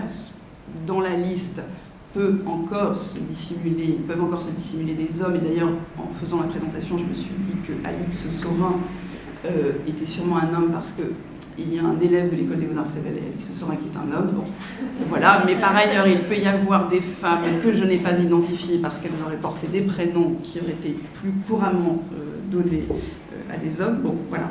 Bref, elles sont 16, auxquelles on peut rajouter une 17e femme, qui est le dernier nom, Renée Chamoiti, qui, pour une raison assez obscure, n'apparaît pas dans ce registre, alors qu'elle a prêté serment le 24 janvier 1942 et qu'elle est de fait la première femme inscrite à l'ordre régional de la circonscription de Paris. Donc, en tous les cas, ce que l'on voit, c'est que les femmes étaient présentes dès la création de l'ordre, et qu'elle formait un groupe constitué. Alors, c'est vrai que cet effectif de 17, il est assez faible comparé, bien sûr, à l'effectif total des 2850, mais c'est vrai qu'il apparaît quand même, je trouve, assez conséquent en comparaison de la faible présence des femmes dans les sociétés professionnelles d'architectes, comme tel que je l'expliquais auparavant. Et puis, c'est intéressant de regarder un petit peu la manière dont ces inscriptions évoluent au fil du temps. Donc, vous voyez que, en fait, là, j'ai repris les nouvelles inscriptions par année. Donc, première année 1942, donc on pourrait en comptabiliser 16. Et puis ensuite, vous voyez que les années suivantes, finalement, les effectifs sont plus faibles, sont assez réduits. Enfin, en tout cas, si on regarde ces 10 premières années. Alors, comment comprendre ce phénomène? Bon, moi je vois deux hypothèses, l'une étant plus vraisemblable que l'autre. La plus vraisemblable est certainement que, en fait, l'année 1942 a bénéficié, entre guillemets, de toute la population des femmes qui étaient diplômées depuis le début du XXe siècle et qui, en fait, ont pu s'inscrire à l'ordre Bon. Et donc, ce qui signifierait qu'effectivement, le nombre assez faible de nouvelles inscriptions ensuite explique une reprise d'un rythme un peu plus normal, calé sur finalement le nombre de diplômés femmes annuels. Bon. Oui, alors c'est vrai que je dis ça parce que le diplôme était l'une des conditions obligatoires pour l'inscription à l'ordre. Je simplifie un peu parce qu'il faut aller un peu vite, il y avait des dispenses, etc. Mais bon, c'était la très grande majorité des architectes inscrits étaient diplômés architectes. Bon, la deuxième hypothèse pourrait être que les toutes premières inscrites ont été quelque part un peu déçues parce qu'elles sont rencontrées à l'ordre et que ça n'a pas encouragé les autres femmes à s'inscrire ensuite. Enfin bon, c'est un peu difficile de toute façon d'avancer sur ces éléments pour l'instant. En tout cas, ce qui est intéressant de regarder, c'est que si on regarde les 16 premières femmes, elles ont une moyenne d'âge au moment de leur première inscription de 36 ans. Enfin, elles ont entre 27 et 46 ans. Donc ce qui signifie bien qu'en tous les cas, ce n'étaient pas que des jeunes diplômés. Enfin, voilà. Et que dans cet effectif, il y avait des femmes qui étaient diplômées depuis déjà un petit moment, ou en tout cas qui avaient commencé leurs études il y a un certain petit moment. Bon. Malgré ce nombre un peu réduit de nouvelles inscriptions, on voit qu'on a quand même une augmentation mesurée mais continue de l'effectif total des femmes dans cet ordre régional, toujours sur ces 10 premières années. Elles étaient 16 en 1942, elles sont 43 en 1951. Et donc ce sont au total 54 femmes qui, à un moment ou à un autre, ont été inscrites dans cet ordre régional pour les 10 premières années.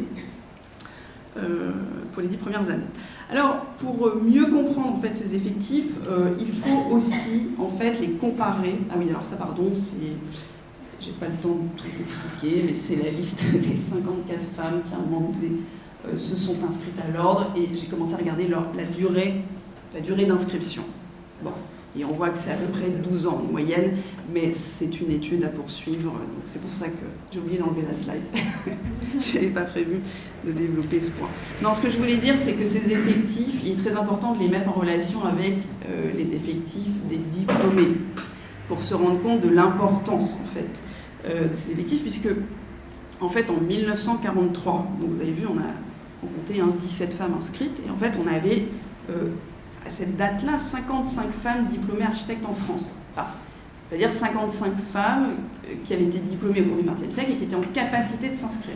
Ce qui veut dire qu'en fait, 30%, enfin si on met en rapport ces 17 avec ces 55, ça veut dire que 30% des femmes diplômées architectes qui étaient en capacité de s'inscrire étaient inscrites dans cet ordre régional.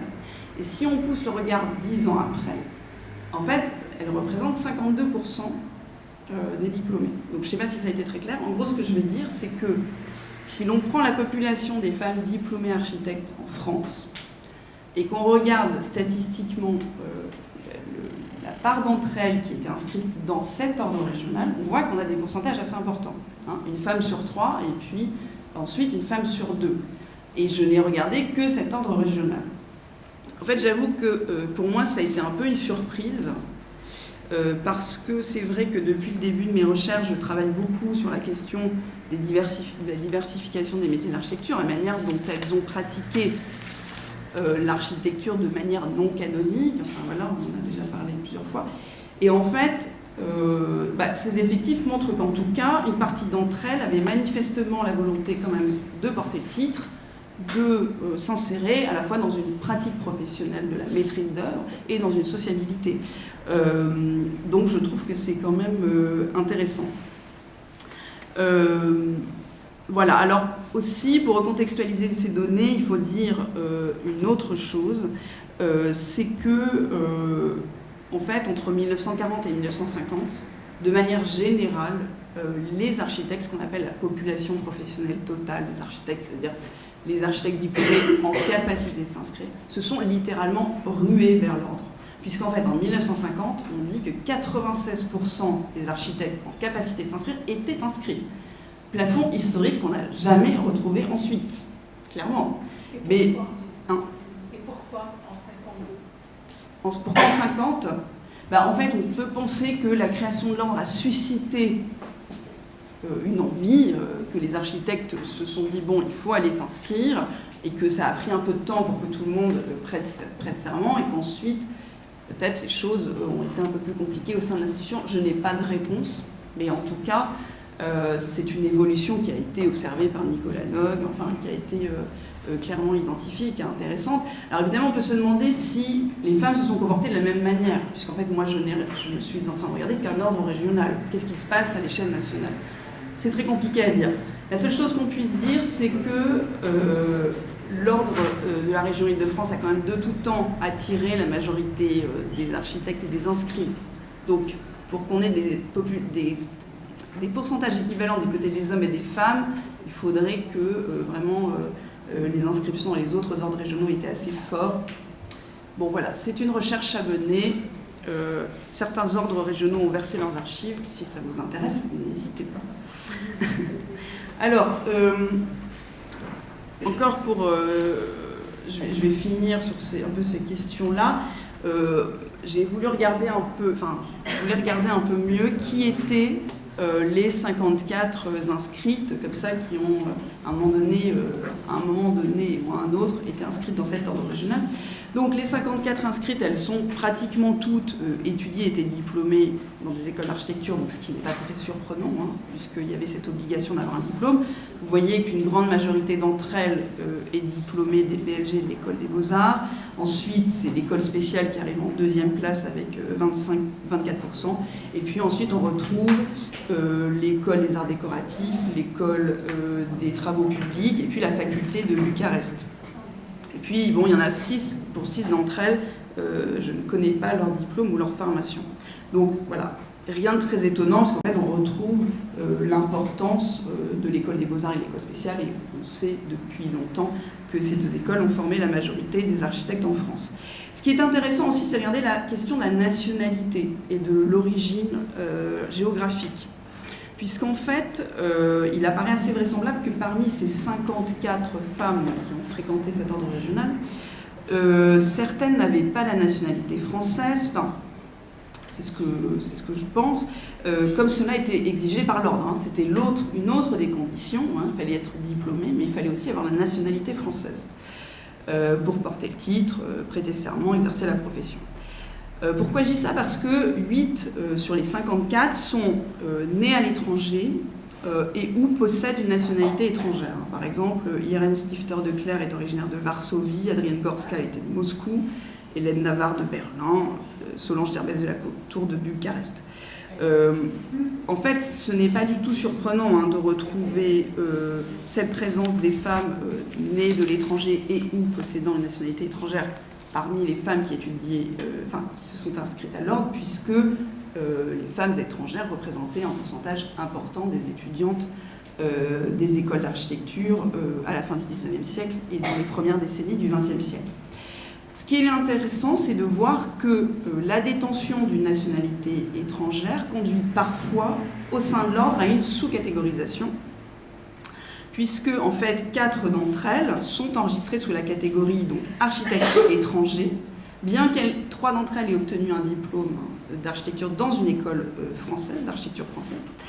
Qu'est-ce que ça veut dire être enregistré comme architecte étranger? Ça veut dire que vous n'êtes pas, en fait, vous ne prêtez pas serment, vous n'êtes pas inscrit, vous n'apparaissez pas sur le tableau. Vous êtes simplement autorisé à exercer la profession sous le contrôle du conseil régional. Donc, en fait, vous ne portez pas le titre. Hein. Donc, clairement, les conditions d'exercice pour un architecte inscrit et pour un architecte enregistré comme architecte étranger ne sont pas les mêmes. Alors, les 4 autres femmes, parce que je disais au début qu'il y en avait 8 hein, qui étaient nées à l'étranger et ou possédant une nationalité étrangère, 4 donc sont quand même inscrites à l'ordre. Donc, la question, c'est de savoir effectivement est-ce qu'elles ont obtenu la nationalité française avant leur inscription, ou bien est-ce qu'elles ont bénéficié d'une dispense. Bon, c'est des éléments sur lesquels je travaille, je n'ai pas plus d'éléments aujourd'hui, mais c'est vrai que c'est une question intéressante, puisque ça nous permettrait de comprendre si l'exigence de nationalité française a été ou non un frein pour ces femmes étrangères qui étudient l'architecture en France. Je vais juste terminer sur la question des instances de cet ordre régional, pour vous dire que alors, à l'échelle nationale, hein, les femmes sont entrées très tardivement dans les instances de l'ordre. Aucune femme n'a pris part au Conseil supérieur avant 1973, et je ne sais pas dans quelle mesure il y a eu des femmes au Conseil supérieur entre 1973 et 2013, qui est l'année d'élection de Catherine Jacot à la présidence. En tout cas, à l'échelle du Conseil régional de la circonscription de Paris, j'ai vu que la première femme qui intègre le bureau de cette instance, c'est Marion Tournon-Branly en 1973. Donc voilà, c'est aussi quand même un signe. Enfin, moi je trouve que effectivement le fait que les femmes se soient faites une place tardivement dans les instances, qu'elles aient eu probablement, comme ça semble être le cas, certains problèmes avec la question de la nationalité, que certaines pratiques architecturales n'aient pas été reconnues par l'ordre, qui reconnaît seulement l'exercice libéral ou associé de l'architecture. Il semble quand même qu'au lendemain, au lendemain de la création, dans les premières années, l'ordre n'ait pas été très favorable à l'insertion des femmes dans la profession. Voilà, merci. Merci. Donc on va se donner un temps de débat maintenant, et puis avec les autres intervenants également. Ils peuvent nous rejoindre dessus s'ils le souhaitent aussi. Merci pour votre présentation. Il y a un aspect c'est un peu juste aussi, c'est la question de la sociabilité qui est évoquée, on parlait de constituer de sociabilité. Oui. On sait si elles se connaissaient, elles se rencontrent, parce que tout ça est sur le bassin parisien, bien sûr. Oui. C'est une question. Oui, c'est une question très intéressante. Mais j'ai pas trop de temps pour répondre. En fait, c'est un travail en cours et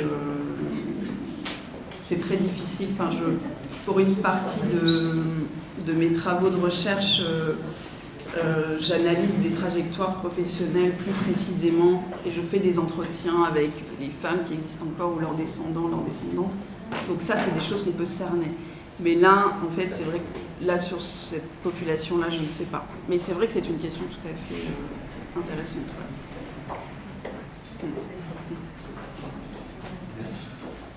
On avait discuté une fois avec Mémo de Solange Lopez de la Tour et de sa volonté de créer l'association des femmes, une des premières associations des femmes architectes en France et ensuite à l'international, parce qu'en France ça n'avait pas fonctionné.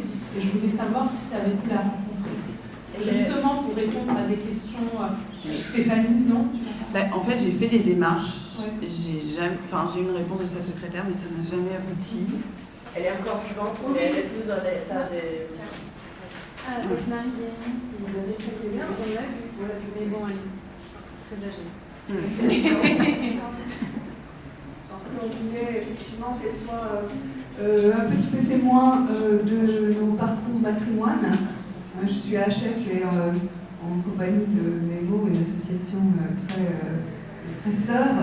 On fait les journées du patrimoine en écho aux journées du patrimoine et on avait très envie de la rencontrer. On a beaucoup échangé avec elle, d'ailleurs, elle nous a dit beaucoup de choses.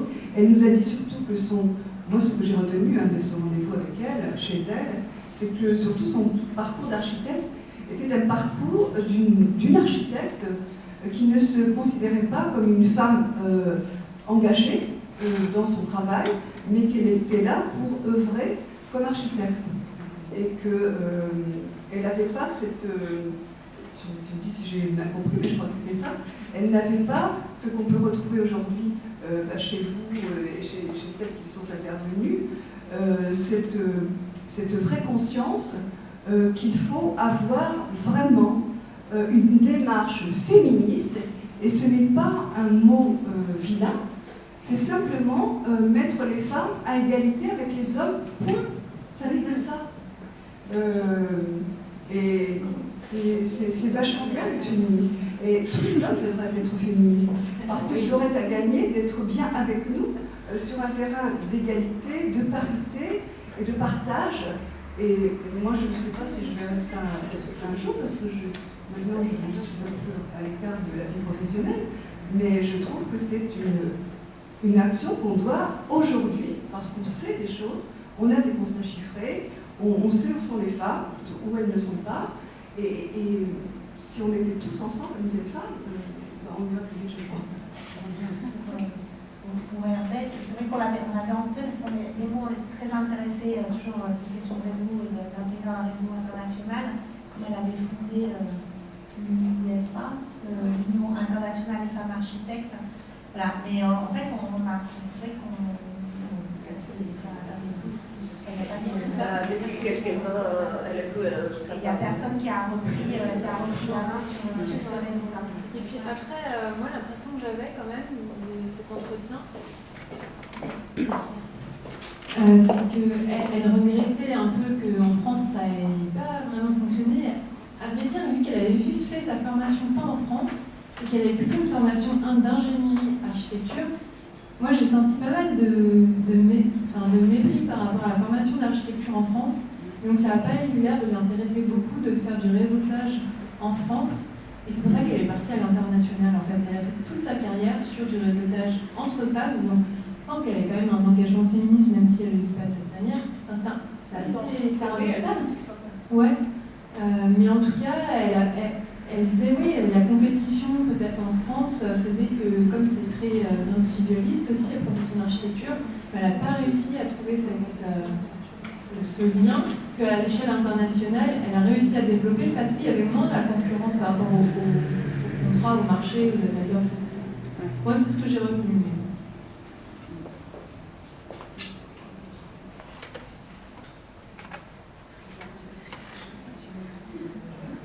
Sûrement en lien avec le droit d'importuner.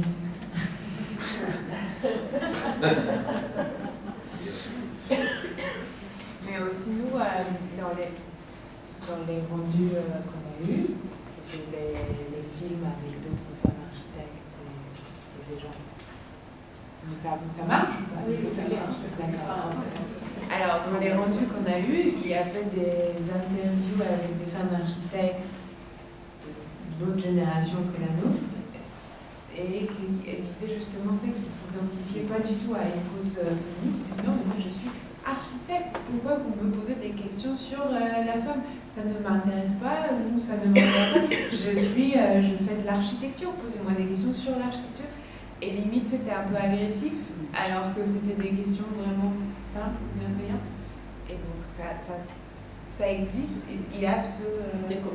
Oui, il y a des femmes comme ça aussi. Ouais, et pour il faut que tu gueules. Je pense à beaucoup ce que tu disais tout à l'heure sur le fait de comprendre d'où ça vient, ces réactions, parce que c'est forcément des gens qui ont fait leur carrière à un autre moment et c'était pas la même chose. Et aussi le souhait de créer des liens intergénérationnels qui est super important parce qu'on a tous des trucs, toutes des choses qu'on a appris à cause du contexte dans lequel on grandit et on évolue, qu'on a à partager parce qu'on a forcément des choses à apprendre des gens qui ont des carrières avant nous et elles ont inversement des choses à apprendre de gens d'autres générations.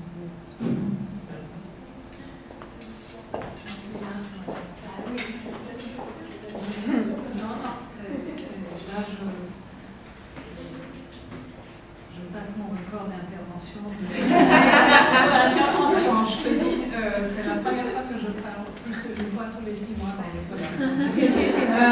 Peut-être parce que c'est quelque chose sur lequel on pense plus à nos façons. Donc, une première chose qui, je pense, émerge de cette section très diversifiée, on va dire, peut-être sans autant de fil rouge que les autres parties du colloque, c'est justement qu'il y a cette question d'opération sur plusieurs registres en même temps. Bon, là, on peut dire qu'on parle du métier de l'architecte, quelque part de plusieurs points de vue, mais en même temps, on parle des actions dans des écoles, des actions prises, des débats et des présences médiatiques et des réflexions sur présence médiatique au sein de la profession ou dans des institutions de la profession et dans des réseaux de la profession.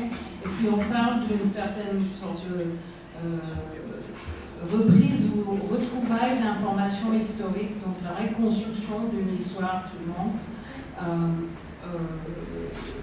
J'ai l'impression que quelque part tout ça fait en condensé ce qui s'est passé dans le milieu des artistes sur une période de 50 ans où il fallait d'un côté Why Are There No Women Artists, c'est-à-dire écrire, réécrire l'histoire, et puis en même temps, un peu même avant, vers les Guerrilla Girls, on insistait que les artistes apparaissent dans les galeries, et puis plus tard, théoriser. Alors que maintenant, ce qu'on voit ici, c'est vraiment qu'il faut condenser ce travail en même temps.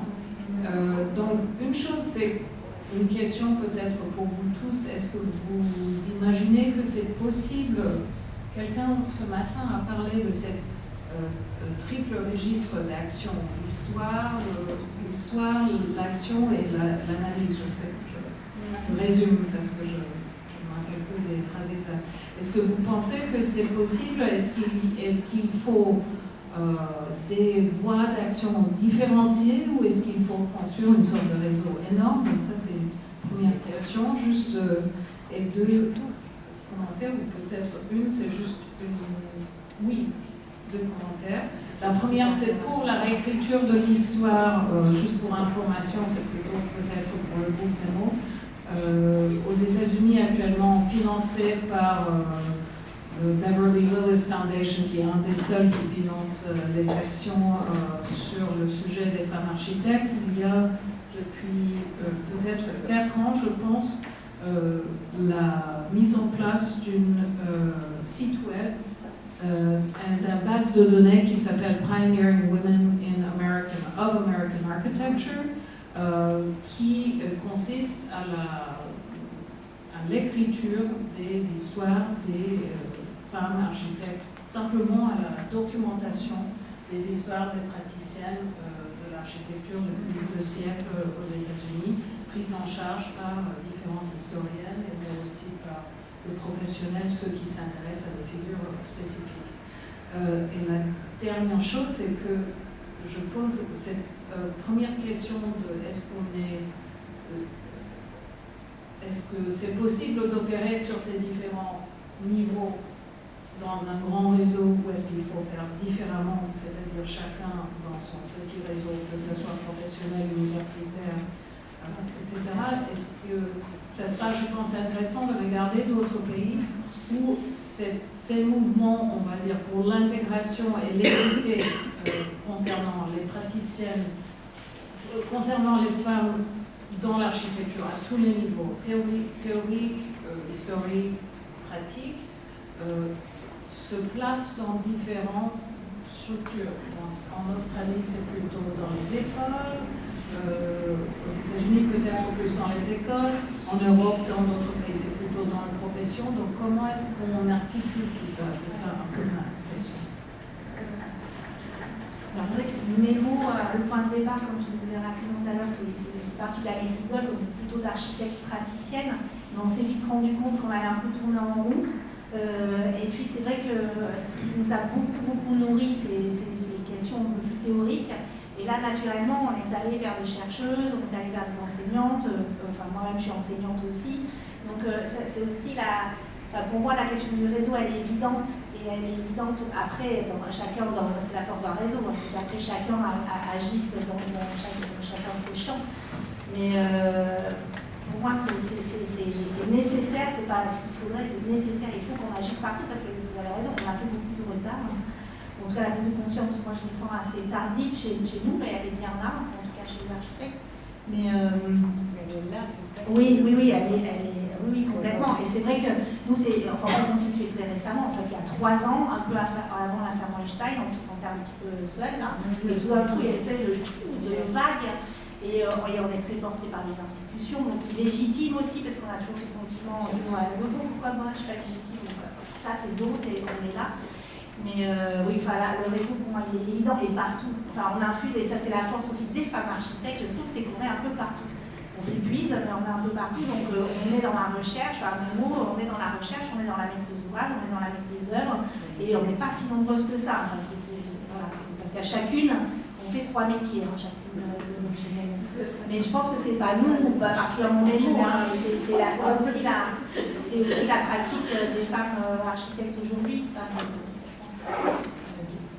Juste juste brièvement, je pense que ça vient aussi de la question du lobbying. C'est peut-être, si j'interprète bien, qui se rejoint aussi à la question de Louis Farr qui avait créé RDS de la Tour. C'est-à-dire que si on base l'union des femmes architectes sur une question de lobbying à l'anglo-saxonne, disons, où voilà, on se retrouve pour promouvoir notre travail, c'est simplement notre production. C'est une chose. Et c'est vrai que bientôt, ces réminiscences en parlant, au départ, on pouvait être ça, même mes mots pouvaient être réunis pour ça. Et plus en parler, plus on creusait, plus on s'est rendu compte que là, on a besoin de quelque chose d'autre que ça. Peut-être oui aussi, mais c'est une autre chose encore. Alors peut-être c'est sur ça que... C'est ça la question, parce que par exemple, pour les prix femmes architectes, quand la personne qui a créé l'association qui a créé ce prix aborde les écoles, il aborde les écoles pour mettre en scène l'exposition. Alors que j'ai une étudiante, je pose cette question parce qu'une étudiante l'a posée. Elle a vu, en travaillant sur la question du prix de femmes architectes, elle a vu qu'en Australie, là où il y a un prix femmes architectes, ça émanait d'un travail collaboratif avec les écoles. Et en fait, que la majorité du travail sur la question des femmes en architecture, même s'il y a cet aspect prix, donc lobbying, etc., vient des écoles. Et donc, justement, je me posais la question, comment les écoles peuvent, si l'enseignement est un volet de ce travail aussi, comment est-ce qu'ils peuvent, en fait, le lobbying et l'enseignement, c'est pas facile. C'est un peu contradiction. Je voulais juste dire que ça recoupe un peu la question de l'intersectionnalité et d'accepter que les choses sont complexes. Tout à l'heure, Jean-Marie en parlait, de dire assumer que la situation est complexe et ça rend la situation beaucoup plus belle aussi, et riche et instable, mais que trouver de la force dans cette instabilité, c'est puissant en fait. La force, quand tu dis les femmes aussi elles font 3 métiers en même temps, on s'épuise, mais en fait c'est parce qu'on a envie de faire une révolution. C'est hyper puissant et je pense que c'est un truc à revendiquer aussi qui nous donne de la force, de l'énergie. Parce que nous, si on fait ça, c'est parce qu'on voit une cause au bout, où on a envie d'aller.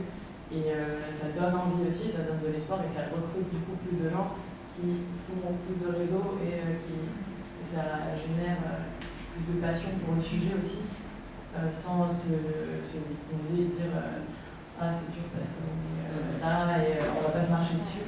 Et quand on a découvert Mémo et qu'au début on voulait faire ICRA et on savait pas trop où se placer, on disait on peut pas faire la même chose. Mais en fait, même si on fait juste un peu de différence, on multiplie les initiatives, en fait ça va forcément se porter vers le haut et on va pas juste s'écraser entre nous parce qu'on n'est pas là pour ça. Je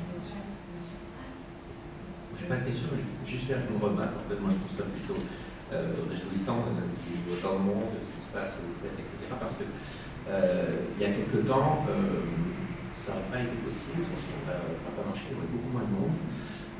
Moi je me souviens d'avoir porté ces quelques enseignements avec les collègues architectes disant ces sociologues ils cassent les pieds, voilà, après ils imposent des problématiques, ils ne sont pas architecturales du tout, qu'est-ce que ça fait dans les écoles, voilà, vous connaissez ça. Et puis il y avait des réactions d'étudiants aussi, moi je me souviens quelque temps, comme enseignant, on a été stabilisé une fois par une étudiante quelque chose comme ça, à qui j'expliquais des questions d'inégalité, etc. Et puis dit alors, bon, on est là, on va faire des études, et puis à la fin, il n'y a pas, et puis c'est tout, quoi. Et à partir de là, qu'est-ce qu'on fait? Je trouve que c'est courageux d'essayer de faire des choses, parce que nous, on a une pratique d'enseignement, je trouve, assez classique, même si on aborde ces problématiques, etc. Et je pense qu'avec les outils d'enseignement type intensif, etc., et un savoir-faire d'enseignement de projet, qu'on n'a pas forcément dans les disciplines que sont SHS ou HCA, par exemple. Je pense, il y a peut-être retrouver la bombe. On n'a pas forcément ces outils-là. C'était juste une remarque, une question. Est-ce qu'il y a d'autres remarques ou questions? Je voulais juste. La question, c'est vrai que la prise de conscience, en tout cas, moi je parle à mon nom, elle est venue par ma pratique et elle est venue par les sociologues et les urbanistes et les géographes surtout, qui ont dit la ville faite par et pour les hommes. Et cette phrase, elle m'a vraiment fait réagir et m'a questionné sur la pratique. Et c'est mon questionnement sur ma pratique qui m'a fait amener un questionnement sur la profession. Enfin, voilà, je ne suis pas née féministe, enfin, voilà, je suis devenue féministe sur le tas. Mais tout ça pour dire que tout est tellement imbriqué que j'ai du mal à répondre à ce qu'il faut aller là, est-ce qu'il faut aller là, la infusion absolument partout, et c'est tellement lié tout ça que ça te fait rigoler. Parce que ce matin, dans la présentation sur l'infusion, j'ai parlé de toi en disant que c'était grâce à l'appel d'offres de Paris que oui, exactement, voilà. exactement. C'est la parenthèse.